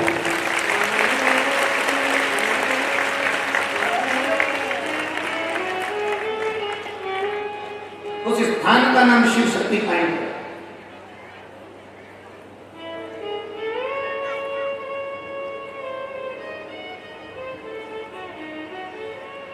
जहां चंद्रयान 2 गया था, जहां पर वो उतरा था, उस स्थान का नाम तिरंगा पॉइंट रखा था। परंतु चंद्रयान 3 जहां उतरा तो वैज्ञानिकों ने जो कहा कि हमारे वेद और हमारे शास्त्र हमारे शिव तत्व को जानने वाला, शंकर की भक्ति क्या होती है, शिव के माध्यम से वेदों से जो विज्ञान में प्राप्त करा, उस विज्ञान ने जो वेदों से प्राप्त करा, वो प्राप्त करा हुआ पहला गया चंद्रयान 2 नहीं पहुंचा, चंद्रयान 1 नहीं पहुंचा, पर चंद्रयान 3 बिल्कुल चंद्रमा की सतह पर पहुंचने का कारण कि कहीं शिव की कृपा, शंकर की भक्ति, हमारे वेद, हमारे शास्त्र, हमारे पुराने, ये हमारे वेद कुछ सहज नहीं है, हमारी पुराने हमारे शास्त्र कुछ सहज नहीं।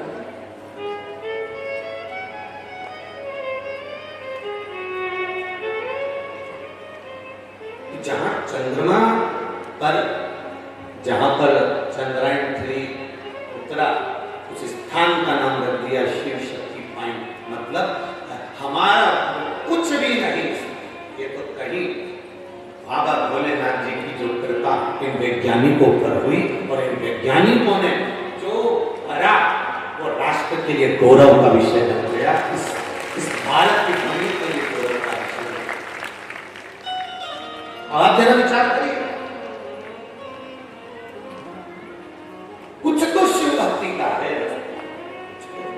बाबा की भक्ति का रसतत्व, शंकर भगवान की अविरत भक्ति का कुछ तो रसतत्व है हमारे जीवन का, जो हमें आनंद की अनुभूति कराता है, हमें आनंद की ओर लेकर जाता है, हमें सुख की ओर लेकर जाता है, हमें रसतत्व की ओर लेकर जाता है। कहीं ना कहीं शिव तत्व की भक्ति का बल है।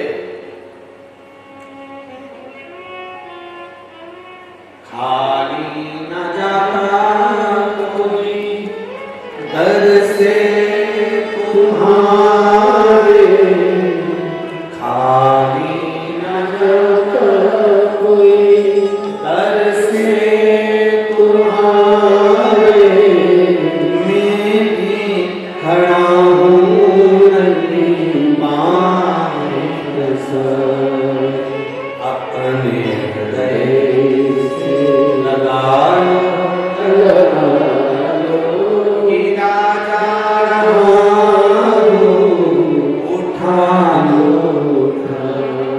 शिव तत्व में कुछ तो है। एक पत्र आया है, पूरी मेडिकल की रिपोर्ट, एक्सरे, फाइल सब लगाई है उन्होंने, पूरी जांचें सब लगा कर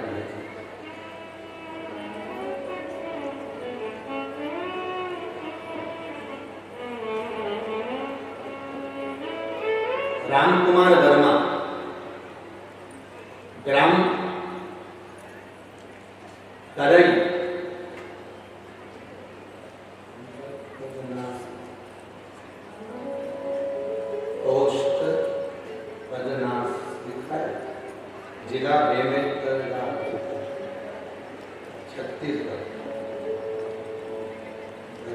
बदनाए कि बदनाए से जो भी हो इन्होंने लिखा है और मैं मोबाइल नंबर लिखा, कहीं बैठे हो तो हाथ हिला सकते हैं, कहीं बैठे हो तो हाथ हिला सकते हैं। राम कुमार वर्मा, ग्राम करई, जिला बेमेतरा, बेमेतरा ये है बेमेतरा, ठीक है। और तुम समझ रहे ना, तो ठीक है, बाकी तो सबसे बच्चे हैं। जिला बेमेतरा, छत्तीसगढ़, कहीं बैठे हो तो हाथ हिला सकते हैं, जहाँ कहीं भी बैठे हो अपना हाथ हिला सकते हैं। उन्होंने पत्र में लिखा है, गुरुदेव मेरी सारी मेडिकल की जांचें लगा रहा हूं, 2019 में मेरी तबीयत खराब हो गई, भारी बीमारी डॉक्टरों द्वारा बताई गई, करता क्या, सब जांचें आपके उस फाइल में लगाई गई है। परिवार वाले भी टेंशन में, रोग ठीक होने का नाम नहीं ले रहा, करे तो करे क्या। तब हिम्मत करी, किसी ने कहा टीवी पर कथा आती है आप सुना करो, हमने कथा सुनना चालू करी तो हमने, आप कहते हो शिव की कथा रोग से भी मुक्ति देती है और मन से भी भाव को शुद्ध कर देती है। हमने नियम बना लिया, जब तक मैं ठीक नहीं होऊंगा तब तक कथा नहीं छोड़ूंगा। बस गुरुदेव हम कथा सुनने के लिए भाटा पारा भी गए, अब जरा ध्यान दें, बीमारी ठीक नहीं हुई, रायपुर भी गए, गुड़हारी गए, कोकड़ी बालोद गए, बलौदा बाजार गए, भिलाई, महाराष्ट्र की अकोला, तिल्दा मेवरा, प्रयागराज, सीहोर, उज्जैन, ओमकारेश्वर, सब दूर हम बाबा की प्रार्थना किए और जहां जहां आपकी कथा हुई उस कथा में भी हम गए और आखिरी में हम बाबा से कहे थे जब तक हम कथा नहीं छोड़ेंगे, जब तक आप हमारी बीमारी ठीक नहीं कर दोगे। बाबा की ऐसी कृपा हुई गुरुदेव, अब हम बिल्कुल ठीक हैं, इसलिए बाबा को हम यहाँ नमन कर आज अपने पूरे परिवार के साथ यहाँ कथा श्रवण करने के लिए आए। ये शिव तत्व, बीमारी बड़ी थी इसलिए हम वर्णन नहीं कर सकते, ये पूरी फाइल हम लगाकर गए थे जिसमें सारी जांचें, सारी रिपोर्टें, सारे एक्सरे, सारी फाइलें, ये शिव तत्व और घड़ी।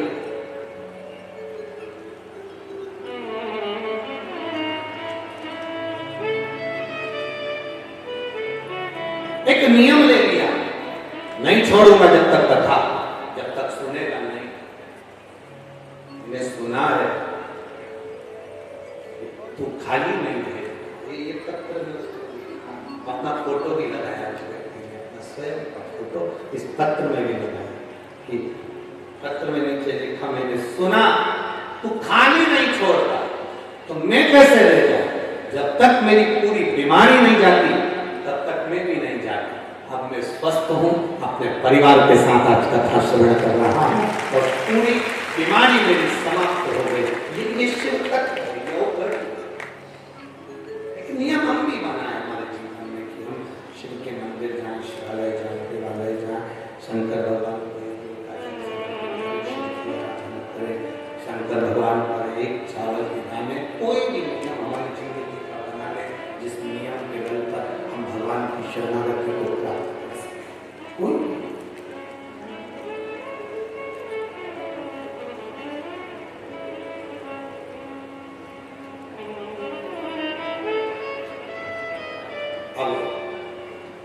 वर मिलने के बाद राक्षसों ने अपना उपद्रव मचाया, अपना जो उपद्रव मचाना प्रारंभ किया, सबसे पहले इन्होंने यज्ञ अनुष्ठान करने वाले संत ब्राह्मणों को नष्ट करने का विचार किया। करा क्या, अपने भाई बताती को इलावल अपने भाई बताती को बकरा बना देता था, क्योंकि उसने मांगा था कि मैं रूप रख सकता हूं, और बकरा बनाकर उसको काटकर उस उसके मांस को बनाता था और भोजन में बनाकर ब्राह्मण संतों को बुलाकर कहता था कि हमारे यहाँ भोजन करने आ जाओ। उनको नहीं मालूम था कि ये बकरे का मांस उस भोजन में मिला देता है और बकरे का मांस मिलाकर उनको भोजन करा देता है। उनके स्मरण में नहीं आता कि भोजन में कुछ ऐसा डाल देता था जिससे मांस की गंध भी ना आए और उसको डालकर भोजन बनाकर ब्राह्मण संतों को खिला देता था। ब्राह्मण संत भोजन कर कर जैसे ही चलते थे और इलावल आवाज लगा देता था अपने भाई को, बतापी जल्दी आ। और भाई अंदर जो पेट में मांस के टुकड़े पड़े होते थे, बस पेट को फाड़ता बतापी। जितने संत भोजन करके जाते, ब्राह्मण भोजन करके जाते, सबके शरीर को फाड़ कर बतापी बाहर निकल आता और सारे संत ब्राह्मण मर जाते, सारे संत ब्राह्मण।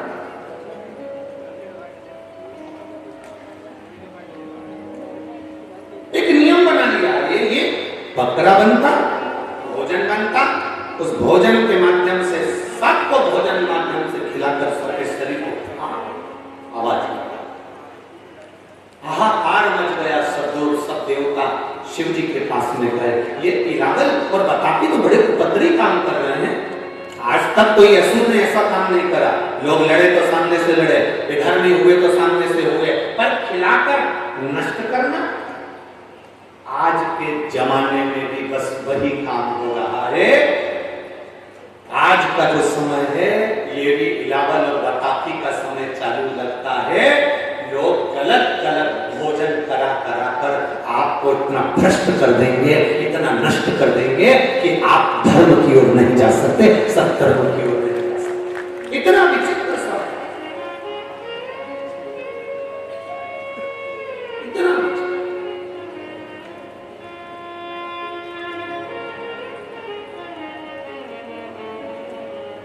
कहां गलत संगतियों में हम पड़े, इन गलत जगहों पर हम जा रहे हैं, कैसा गलत भोजन हम ग्रहण कर रहे हैं, किस गलत मार्ग की ओर हम बढ़ रहे हैं। आज के जमाने के बेटा बेटियों से कह दो कि अपने छत्तीसगढ़िया भोजन को करिए, अपने छत्तीसगढ़िया भोजन की प्रामाणिकता रखिए, अपने छत्तीसगढ़ का चावल, अपने छत्तीसगढ़ का धान पूरी दुनिया में प्रसिद्ध है। पर आज के बेटा बेटी उसको मानने को तैयार नहीं होते। वो तो जो बाहर से आता है ना, दूर के ढोल सुहावने, जो बाहर से आता है उसको देखकर खुश होते हैं। चाउमीन अच्छा लगता है, और वो एक और चीज होती है गोल गोल कुत्ता,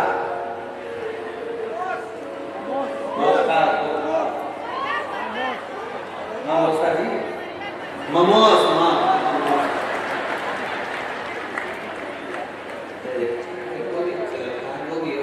मौसा जी समझ लो।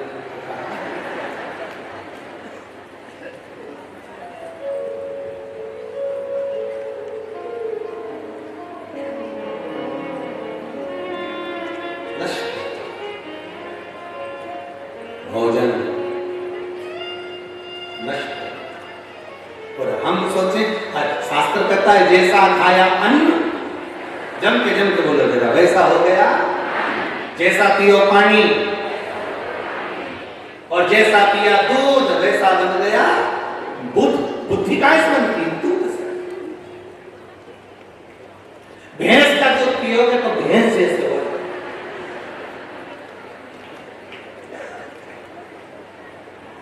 तुम्हारे घर में तुम्हारी बहू तुम्हारी क्यों नहीं सुन रही, समझ जाए।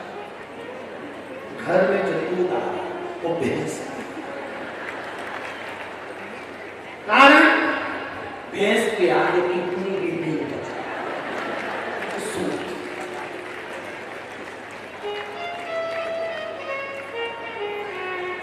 ये दूध का तुम्हारे छोरा छोरी, तुम्हारे बेटा बेटी तुम्हारी नहीं सुन रहे, समझ जा। बोलो जम के, घर में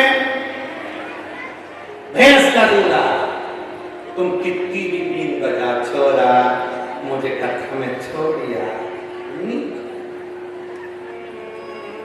उधर मत जा, जाए रोड पे अगर भैंस चल रही है, तुम कितना भी हारन बजा के देखना, कितने भी हारन, वो आराम से घूमड़ी उसकी पूछ, और कितना भी हारन बजाओ तो धीरे से भैंस ऐसी पलट के देखे जैसे नई नवेली को, उसे भैंस के सूखे कितना ही हारन बजाओ, तुम ज्यादा बजाओगे वो ज्यादा खड़ी होके पूछ हिलाती, तुमने और ज्यादा हारन बजाया तो 2 बार मुंडी हिला, एक बार इधर और भैंस भैंस होती तो जैसा थैली का दूध पियोगे तो थैली हो जाए, बोतल का पियोगे तो वैसे भी बोतल बड़ी विचित्र हो गई है आज के जमाने में, जन्म से लेकर मरे तक बोतल मिल रही है। जन्म से पैदा हुए उसके बाद माँ ने जो हाथ में दूध की बोतल पकड़ाई वो बोतल मरते दम तक नहीं छूटी। पहले थी बचपन में दूध की बोतल, धीरे धीरे बड़े हुए स्कूल गए तो पानी की बोतल, पानी की बोतल छूटी तो कॉलेज गए तो कोल्ड ड्रिंक की बोतल, कोल्ड ड्रिंक की बोतल खत्म हुई तो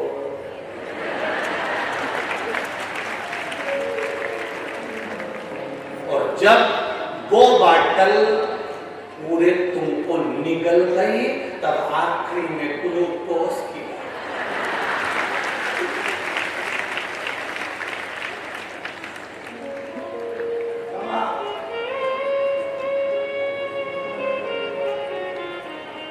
वो लोग एक भजन गाते हैं, देख नजारा, देख नजारा माटी का, ऐसा बोलते हैं लकड़ी का, देख नजारा लकड़ी का, हम कहते देख नजारा बोतल, बोतल पर बचपन में माँ ने पकड़ाई थी हाथ में दूध की बोतल, जब से चालू, और आजकल तो एक नया फैशन आ गया, माँ अपने बच्चे से इतना लाड़ी नहीं लड़ा पा रही है, बस बच्चों को संभालने के लिए एक माँ अलग से रख रखी है, वो उसको नहलाती खिलाती पिलाती सब। हमारा शिव पुराण वर्णन करता है, हमारा शास्त्र वर्णन करता है, शिव महापुराण वर्णन कर रहा है महाराज, रोटी 4 तरह की होती है। रोटी कितने तरह की होती है? जम के बोलो जरा, पीछे वाले भी बोलो, रोटी कितने तरह की? 4 तरह की रोटी होती है। पहले नंबर की रोटी माँ के हाथ की रोटी। एक माँ के जो हाथ की रोटी होती है उसमें ममता होती है, उसमें वात्सल्यता होती है, पेट भरा जाता है पर मन नहीं भराता, वो माँ के हाथ की रोटी है। पहली रोटी किसके हाथ की? जम के बोलो जरा, माँ के हाथ की रोटी, जिससे पेट भरा गया पर मन नहीं भराया, उसमें ममता है, उसमें वात्सल्यता है, उसमें स्नेह है, उसमें करुणा है, वो माँ के हाथ की रोटी होती है। दूसरे नंबर की रोटी पत्नी के हाथ की रोटी,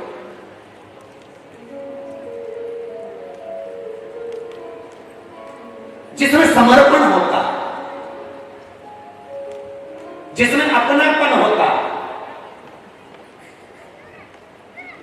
समर्पण है, अपनापन है, बस वो रोटी पेट भी भरती है, मन भी भरती है। ये दूसरे नंबर की रोटी पत्नी के हाथ की होती है, जो दिल से बनाकर तुम्हें दिल से खिलाती है, वो पत्नी के हाथ। तीसरे नंबर पर बहू और बेटी के हाथ की रोटी। जब तक बेटी की शादी ना हो, बेटी के हाथ की रोटी, घर में बहू आ गई, बहू के हाथ की रोटी, ये तीसरे नंबर की रोटी है, ये कर्तव्य की रोटी हो। हमें अपने कर्तव्य पर चलना सिखाती है, हमें अपने विचारों को एक बदलने की तरीका सिखाती है।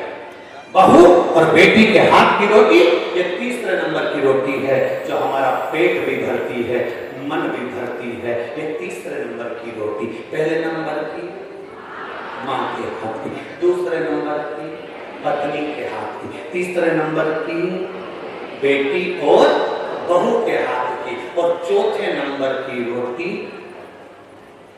वो काम वाली और नौकरानी और जो बनाने वाली आती हैं उनके हाथ की रोटी ना तो वो मन भरती है, ना स्वाद भरती है, ना वो पेट भरती है। भगवान से प्रार्थना करना, अगर ये 3 रोटी के बाद तुम्हारी चौथे नंबर की रोटी का नंबर आ जाए और तुम्हें दूसरे के हाथ की रोटी खाना पड़ रही हो, घर के लोग अगर रोटी देना बंद कर दें तो किसी गुरु के दरवाजे पर जाकर वहां की रोटी खाना पड़, किसी चौथे नंबर की रोटी बनाकर रख दी, खाओ तो खाओ, पड़ी है, स्वाद है नहीं है मालूम नहीं, पेट भरा ना भरा मालूम नहीं, बनाया टिफिन रख दूंगी, टिफिन बनाकर दे दूंगी, टिफिन रख जाऊंगी, बनाकर चली जाऊंगी, मेरे को दूसरे के घर जाना है, बनाने जाना है, उसका मन नहीं है रोटी बनाने का, तो भी वो रोटी बना रही है, केवल तुम्हारे पैसे के चक्कर में जो 2000, 5000, 10,000 महीना मिलना है उसके लिए वो रोटी बनाने आ रही, अपने घर के बच्चों को छोड़कर, परिवार को छोड़कर, चित्तों को छोड़कर, अपने विचारों को छोड़कर। एक विचारों से भोजन का एक सुख बढ़ता है, एक विचारों से एक भोजन का आनंद बढ़ता है। एक राजा अपने सिंहासन पर पहले बैठता था, बड़ा खुश होता था, सब न्याय अच्छे से करता था। आज राजा 15-20 दिन निकले, 15 दिन से राजा चिड़चिड़ कर रहा है, गुस्सा कर रहा है, क्रोध कर रहा है, अपशब्द बोल रहा है, ताने दे रहा है, गालियां दे रहा है, आड़ा टेढ़ा बोल रहा है। राजा अपशब्द सिंहासन पर बैठकर बोल रहा है। राजा ने अपने मंत्री को बुलाया, समझ में नहीं आ रहा, जरा मेरे को कोई ज्योतिष के पास ले चलो, किसी विद्वान ब्राह्मण के पास ले चलो, कोई ज्योतिष आचार्य के पास ले चलो, मुझे इतना चिड़चिड़ क्यों हो रहा हूँ, मैं इतना गुस्सा क्यों कर रहा हूँ, अपने सिंहासन पर बैठकर मैं गालियां क्यों दे रहा हूँ, अपशब्द क्यों कह रहा हूँ, समझ में नहीं आ रहा, मुझे चिड़चिड़ापन क्यों आ रहा है। मंत्री ने कहा कहीं जाने की जरूरत नहीं है, आप भोजन कर रहे हैं, घर पे अच्छे से खाना खा रहे हैं, हाँ सारा काम अच्छा कर रहे हैं, हाँ तो चिड़चिड़ापन क्यों आ रहा है। राजा ने रानी से पूछा, महारानी, मंत्री ने रानी से पूछा, महारानी जी आपसे प्रश्न करना। महारानी ने कहा क्या बात है, बोलिए। महारानी जी आपसे पूछना चाहता हूँ, आप भोजन बना रही हैं। रानी ने कहा नहीं, मुझे टाइम नहीं मिलता, इसलिए मैंने भोजन बनाने के लिए दासी को रख दिया। दासी को रख दिया, हाँ दासी भोजन बना रही है, हाँ राजा भोजन दासी के हाथ का कर रहा है, हाँ। बस दासी से मंत्री ने जाकर मुलाकात करी, दासी से पूछा, दासी सही बता क्या दुख है तेरे जिंदगी में। दासी कहती है राजा का घर इतना भरा पड़ा हुआ है, करोड़ों की दौलत राजा के पास में है, पर ये खोड़ला राजा 1 रुपया दान नहीं करता। इतना भरा पड़ा मकान है, इतना सारा गाड़ी बंगला है, पर 1 रुपया ये खोड़ला राजा मुझे दान नहीं करता। मैं दिन भर रोती रहती हूँ, मेरे घर में तकलीफ है, मकान में पानी टपक रहा है, दीवार टपक रही है, दीवार गिर रही है, बच्चे भूख से बिलख रहे हैं, और ये खोड़ला राजा 1 रुपया का दान नहीं करता। अंदर से मुझे बहुत दुख है, तकलीफ है, इसलिए मैं क्रोध में कुड़-कुड़ के रोटी बनाती हूँ। बस मंत्री ने सुना, राजा से कहा, महाराज भोजन जो बना रही है उसके दिल में प्रेम से भोजन नहीं बन पा रहा, इसलिए तुम्हें क्रोध आ रहा है। भोजन बनाने वाली अगर दिल से बना कर दे तो घर भी स्वर्ग बन जाता है, नहीं तो घर में भोजन बनाने वाली अगर सही से भोजन बनाए। अब तुमने जो दासी लगा रखी, नौकरानी लगा रखी, सेविका लगा रखी, भोजन बनाने वाली लगा रखी, 4-4 घर में बहू है, 5-5 परिवार है, अपने हाथ और पांव काम करना भी बंद कर दें। जब तक शरीर चले तब तक रसोई घर में किसी को घुसने मत दो, अपने रसोई घर में दिल से भोजन बनाकर खिलाओ। आप अन्नपूर्णा, आप अन्नपूर्णा हो, आप सावित्री हो, आप गायत्री हो, आप सरस्वती हो, आप लक्ष्मी और आप पार्वती हो। अपने हाथ से बनाया भोजन जब आप देती हो उसमें स्वाद रहता है, स्वाद।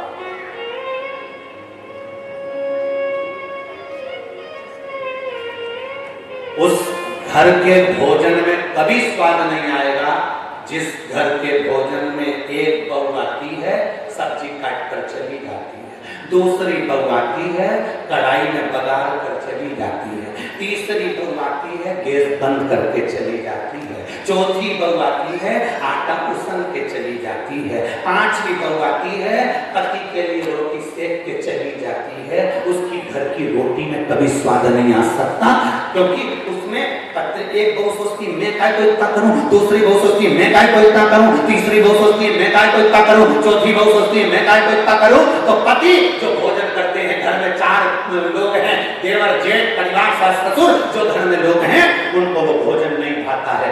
बाजार का भोजन करना भाएगा, दूसरे के घर का भोजन भले वो दाल रोटी खिलाएंगे अच्छा लगेगा, दूसरे के घर में खिचड़ी खाएंगे उसमें स्वाद आ जाएगा, पर घर के भोजन में स्वाद नहीं आएगा, क्योंकि ये जगदम्बा मोहन पहले से भगवाने जैसा मुंह लेके भोजन बनाती है। हमारी बात थोड़ा सा बुरा जरूर लगता है लोगों को, पर सत्य बात तो यही है, जितनी दवाई काम नहीं करती उतना इंजेक्शन करता है। बुरा जरूर लगेगा आपको हमारी बात का कि गुरुजी ऐसा बोले हैं, पर सत्य क्या है, घर में अगर भोजन बना रहे हो, जितनी देर तुम्हारा भोजन बने उतनी देर तुम अपने ना परिवार से बात करो फोन पर, ना मोबाइल पर, ना हेडफोन में। अगर जितनी देर भोजन बने उतनी देर तुम्हारे दिल में इसी प्रसन्नता होना चाहिए, मेरे घर के लोगों को मैं क्या बना कर खिला दूं कि मेरा घर खुश हो जाए। जब तुम्हारे भीतर खुशी होगी तो खाने वाले के भीतर खुशी होगी। तो अब तुम तो भोजन बनाते बनाते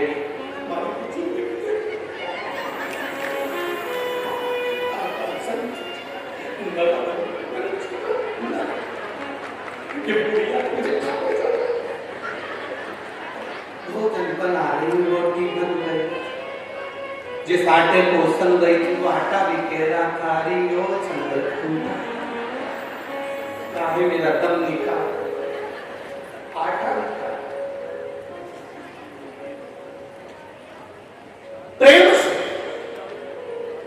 चलो प्रैक्टिकल करना, घर में पूरी सब्जी बनाकर खाना, घर में चावल दाल बनाकर खाना, और इस कथा के पंडाल के बाहर अगर कोई पूरी सब्जी भंडारे की मिल रही हो, कोई चावल दाल यहाँ बाहर भंडारे का मिल रहा, फिर भंडारे की पूरी सब्जी, भंडारे का भोजन, भंडारे की कद्दू की सब्जी, काशी फल की सब्जी और इतनी मोटी मोटी पूरी, जब तुम अन्नकूट की और भंडारे की खाते हो, उसमें नमक भी नहीं होता तो भी स्वाद आता है, क्योंकि भगवान के लिए प्रेम से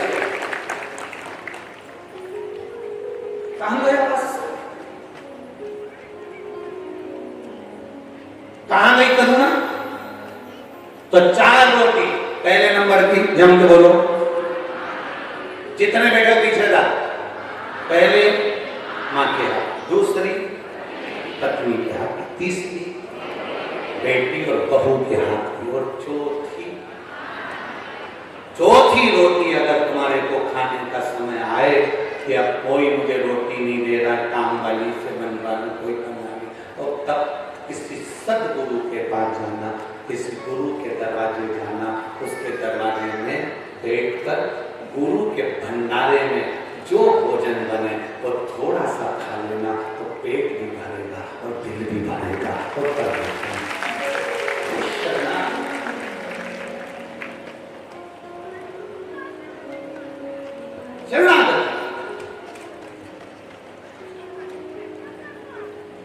भोजन ऐसा करिए कि हमारा भजन का बल, भोजन ऐसा करिए जो हमारे भजन का बल बढ़े।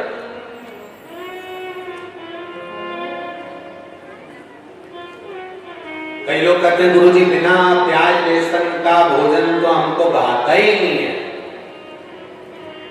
कभी भंडारे का भोजन करिए, उसको कौन सा प्याज लहसुन डाला, कभी वो तो हमारे यहाँ हमारे जो ब्राह्मण जन है वो भोजन बनाते, इसको तो इतना सारा नहीं बनाते, नहीं तो कभी आपको केवल साधारण सी वो जी जिनके हम लोग होते हुए हैं, श्रीमती भगवती साहू और पूर्णा श्रीवास्तव जी, इनको मालूम होगा कि लोग भोजन सेवा में बाहर रहते, तो जो हमारे रसोई घर में जो भोजन बनता है वो भोजन की थोड़ी सी प्रसादी इनके भी आनंद में आती होगी, इससे में आती कि नहीं आती? भगवती साहू जी और अन्नपूर्णा साधु श्रीवास्तव आती थोड़ी थोड़ी हिस्से में आती है प्रसादी में। तो कभी मौका लगे भंडारे का प्रसाद, गुरु घर का प्रसाद, थोड़ा सा चावल की अगर खिचड़ी भी है वो भी हमारे मुख में जा रही है तो वो अन्य होटल के स्वाद से हटकर परमात्मा की भक्ति के स्वाद की, परमात्मा की भक्ति की।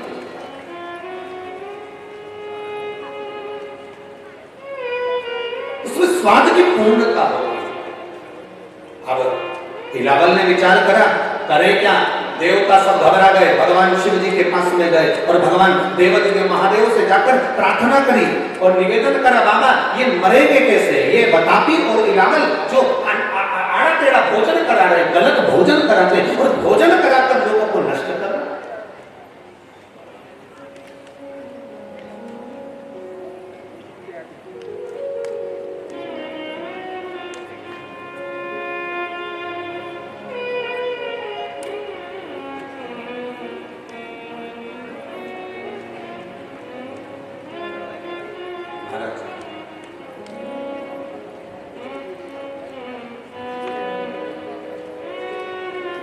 आजकल कह रहा था गुरुजी हमारे यहाँ पर शिवलिंग की प्राण प्रतिष्ठा। गुरुजी हमारे यहाँ पर शिवलिंग की प्राण प्रतिष्ठा। हम उनसे कहना चाहेंगे कि शिवलिंग की प्राण प्रतिष्ठा नहीं, प्रतिष्ठा स्थापना स्थापित होती है। प्राण प्रतिष्ठा की जरूरत मूर्ति को होती है, प्राण प्रतिष्ठा की जरूरत मूर्ति को होती है।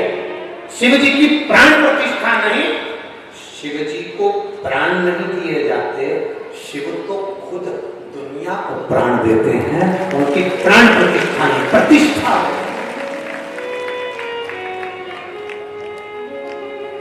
ब्राह्मण आएंगे, यज्ञ करेंगे, पूजन करेंगे, सारे अधिवास करेंगे और उसकी प्रतिष्ठा करेंगे।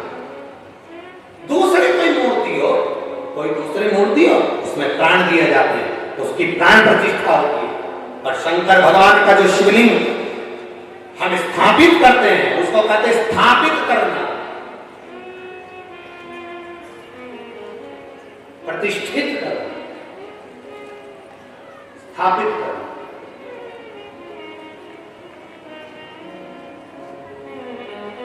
जो दुनिया को प्राण देने वाला हो, जो दुनिया को प्राण प्रदान कर रहा हो, उसे प्राण नहीं दिया जाता, उसकी प्रतिष्ठा होती है। ध्यान दें,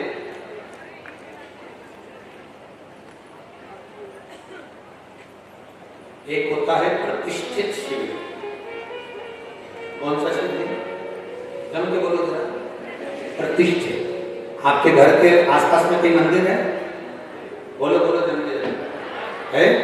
अपने घर के आसपास में जो मंदिर है, अपने घर के आसपास में जो ब्राह्मणों द्वारा, संतों द्वारा, साधुओं द्वारा, गुरुओं द्वारा, सन्यासियों द्वारा, तपस्वियों द्वारा, साधकों द्वारा, सती द्वारा, सावित्री द्वारा, किसी ब्राह्मण विद्वान द्वारा जिस मंदिर के अंदर स्थान पर जो शिवलिंग रखा जाता है उसको प्रतिष्ठित शिवलिंग का प्रतिष्ठित,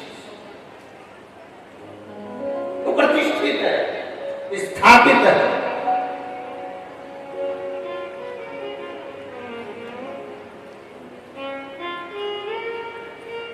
और फिर वर्णन किया वो प्रतिष्ठित शिवलिंग की गणना में आता है। दूसरे नंबर पर आता है स्वयंभू शिवलिंग। दूसरे नंबर पर कौन सा है? जम के बोलो जरा। स्वयंभू शिवलिंग। स्वयंभू शिवलिंग कैसा होता है?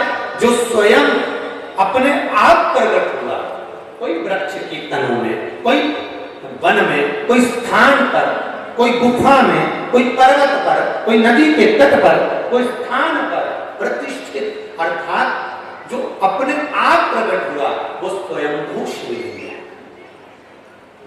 तीसरे नंबर तक आता है। तीसरे नंबर उपशिवलिंग। उपशिवलिंग से मतलब होता है जैसे 12 ज्योतिर्लिंग होते हैं, ऐसे ज्योतिर्लिंग के स्वरूप में वो स्वयं उसी ज्योतिर्लिंग के नजदीक में विराजमान होता है, उसे उपशिवलिंग कहते हैं। हमारे बीच में संत महाराज पधारे, एक बार जोरदार ताली बजाकर उसको उपशिवलिंग कहते हैं। ये तीसरे नंबर। और चौथे नंबर का शिवलिंग है ज्योतिर्लिंग। तो पहले नंबर का स्थापित शिवलिंग, दूसरे नंबर का बोलते जाओ जम के स्वयं, तीसरे नंबर का उपशिवलिंग और चौथे नंबर का ज्योतिर्लिंग। आप समझिएगा, 1000 बार जल चढ़ाए अपने स्वयं के जो स्थापित शिवलिंग है उस पर जल चढ़ाएंगे तो 1000 बार जल चढ़ाने से जो फल मिलता है वो एक बार स्वयंभू शिवलिंग पर जल चढ़ाने से प्राप्त हो जाता है। जो स्वयंभू शिवलिंग पर 1000 बार जल चढ़ाने से फल मिलता है वो उप शिवलिंग पर एक बार जल चढ़ाने से प्राप्त हो जाता है।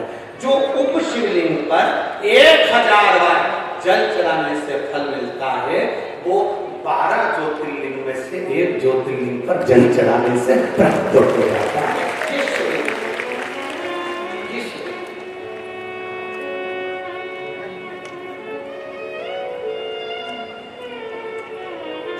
दो चीजें बड़ी दुर्लभ हैं। अब तो बहुत सरल हो गई, अब तो बड़े सरल सी लगती है दो चीजें, पर दो चीजें सबसे ज्यादा दुर्लभ।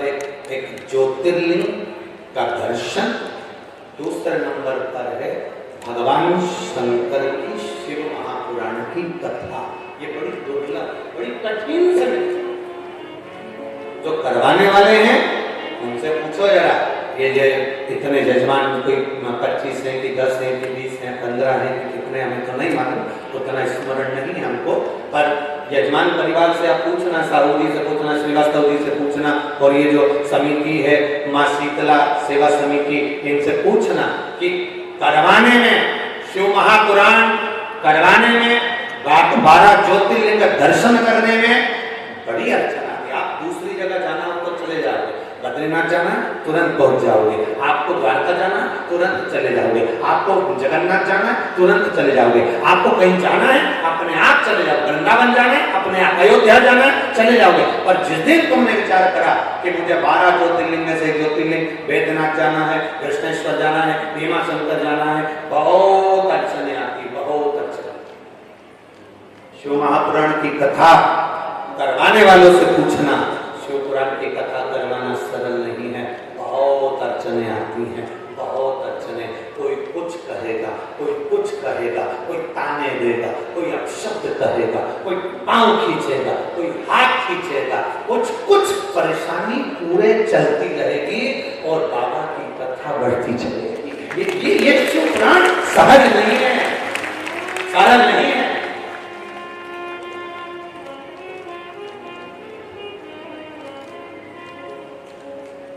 इसीलिए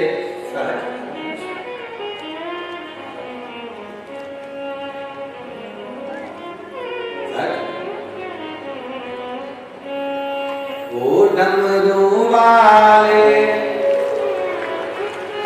ओ काशी वाले, ओ डमरू वाले, ओ काशी वाले, अरे दिल मेरा रखना तेरे हवाले, दिल मेरा रखना तेरे हवाले, दिल मेरा रखना तेरे हवाले, दिल मेरा रखना तेरे हवाले, ओ डमरू वाले, ओ काशी वाले,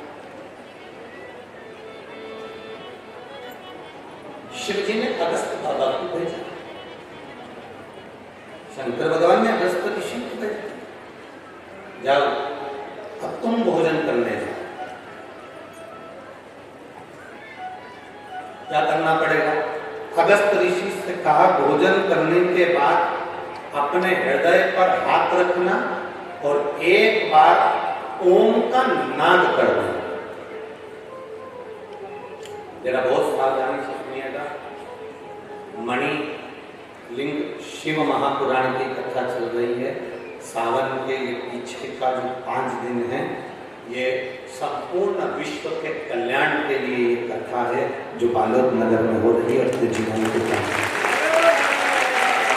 रखें,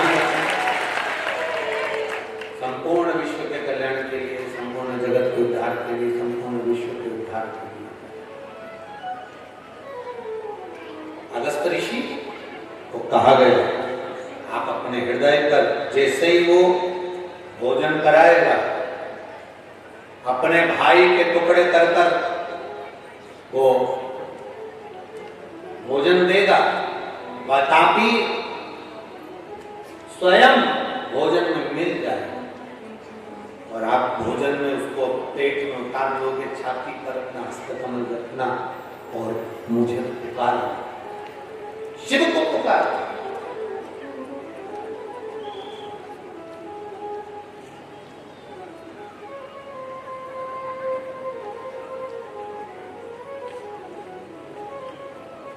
एक नियम बना लो, जिनके उदर से जुड़ी परेशानियां, जिनको पेट से जुड़ी जितनी प्रॉब्लम हो, भोजन ना पचता हो, एसिडिटी होती हो या भोजन में जो भी तकलीफ हो, बस एक नियम बना, एक नियम आपके भीतर होना चाहिए, प्रतिदिन का एक नियम कि भोजन करने के बाद अपने हृदय को हाथ रखना है और हमें शिव का नाम पुकारना। चाहे तो ओम नाथ कर लो, ओम का उच्चारण भी अगर आप लंबा स्वर में कर रहे हो तो भोजन जो तुमने किया है वो पचेगा और तुम्हारे शरीर में कष्ट नहीं होगा, वो भोजन भी पचेगा। अगस्त ऋषि से कहा देवादिदेव महादेव ने, तुम जाओ और जब वो तुमको भोजन दे तुम पा लेना। अब ये बिलावल आवाज लगाता है अपने भाई को, भाई जिंदा होकर शरीर को फाड़ के निकल जाता है। अब जब तुम मेरा नाम लोगे, शिव का नाम लोगे, शंकर का नाम लोगे और मेरा नाम लेकर जब पुकारोगे तो फिर ये मैं उसको स्वयं शिव कहते हैं कि उसको पाचन क्रिया के माध्यम में उसको जिंदा। अगस्त ऋषि भोजन के लिए, अगस्त ऋषि ने भोजन के लिए उन्होंने भोजन जब करा, कर कर जाने लगे, बिलावल ने आवाज लगाई, बात आपने कहा, जैसे ही आवाज लगाई अपने भाई को, जैसे ही आवाज अंदर बतापी जाने के लिए तैयार, अगस्त ऋषि ने हाथ रखा अपने हृदय पर और पुकार लिया, हर हर महादेव। जो हृदय पर हाथ रखकर पुकारा, पुकारते से भोजन के उस पाचन तंत्र के माध्यम से बतापी के प्राण छूट गए और बिलावल मारने के लिए अगस्त ऋषि को दौड़ा तो देवादिदेव महादेव ने आकर उसके प्राणों को हर लिया। शिव तत्व में फल है, हमारे रोग, हमारी बीमारियां, हमारी तकलीफें शंकर के नाम के उच्चारण से समाप्त। एक एक पत्र है,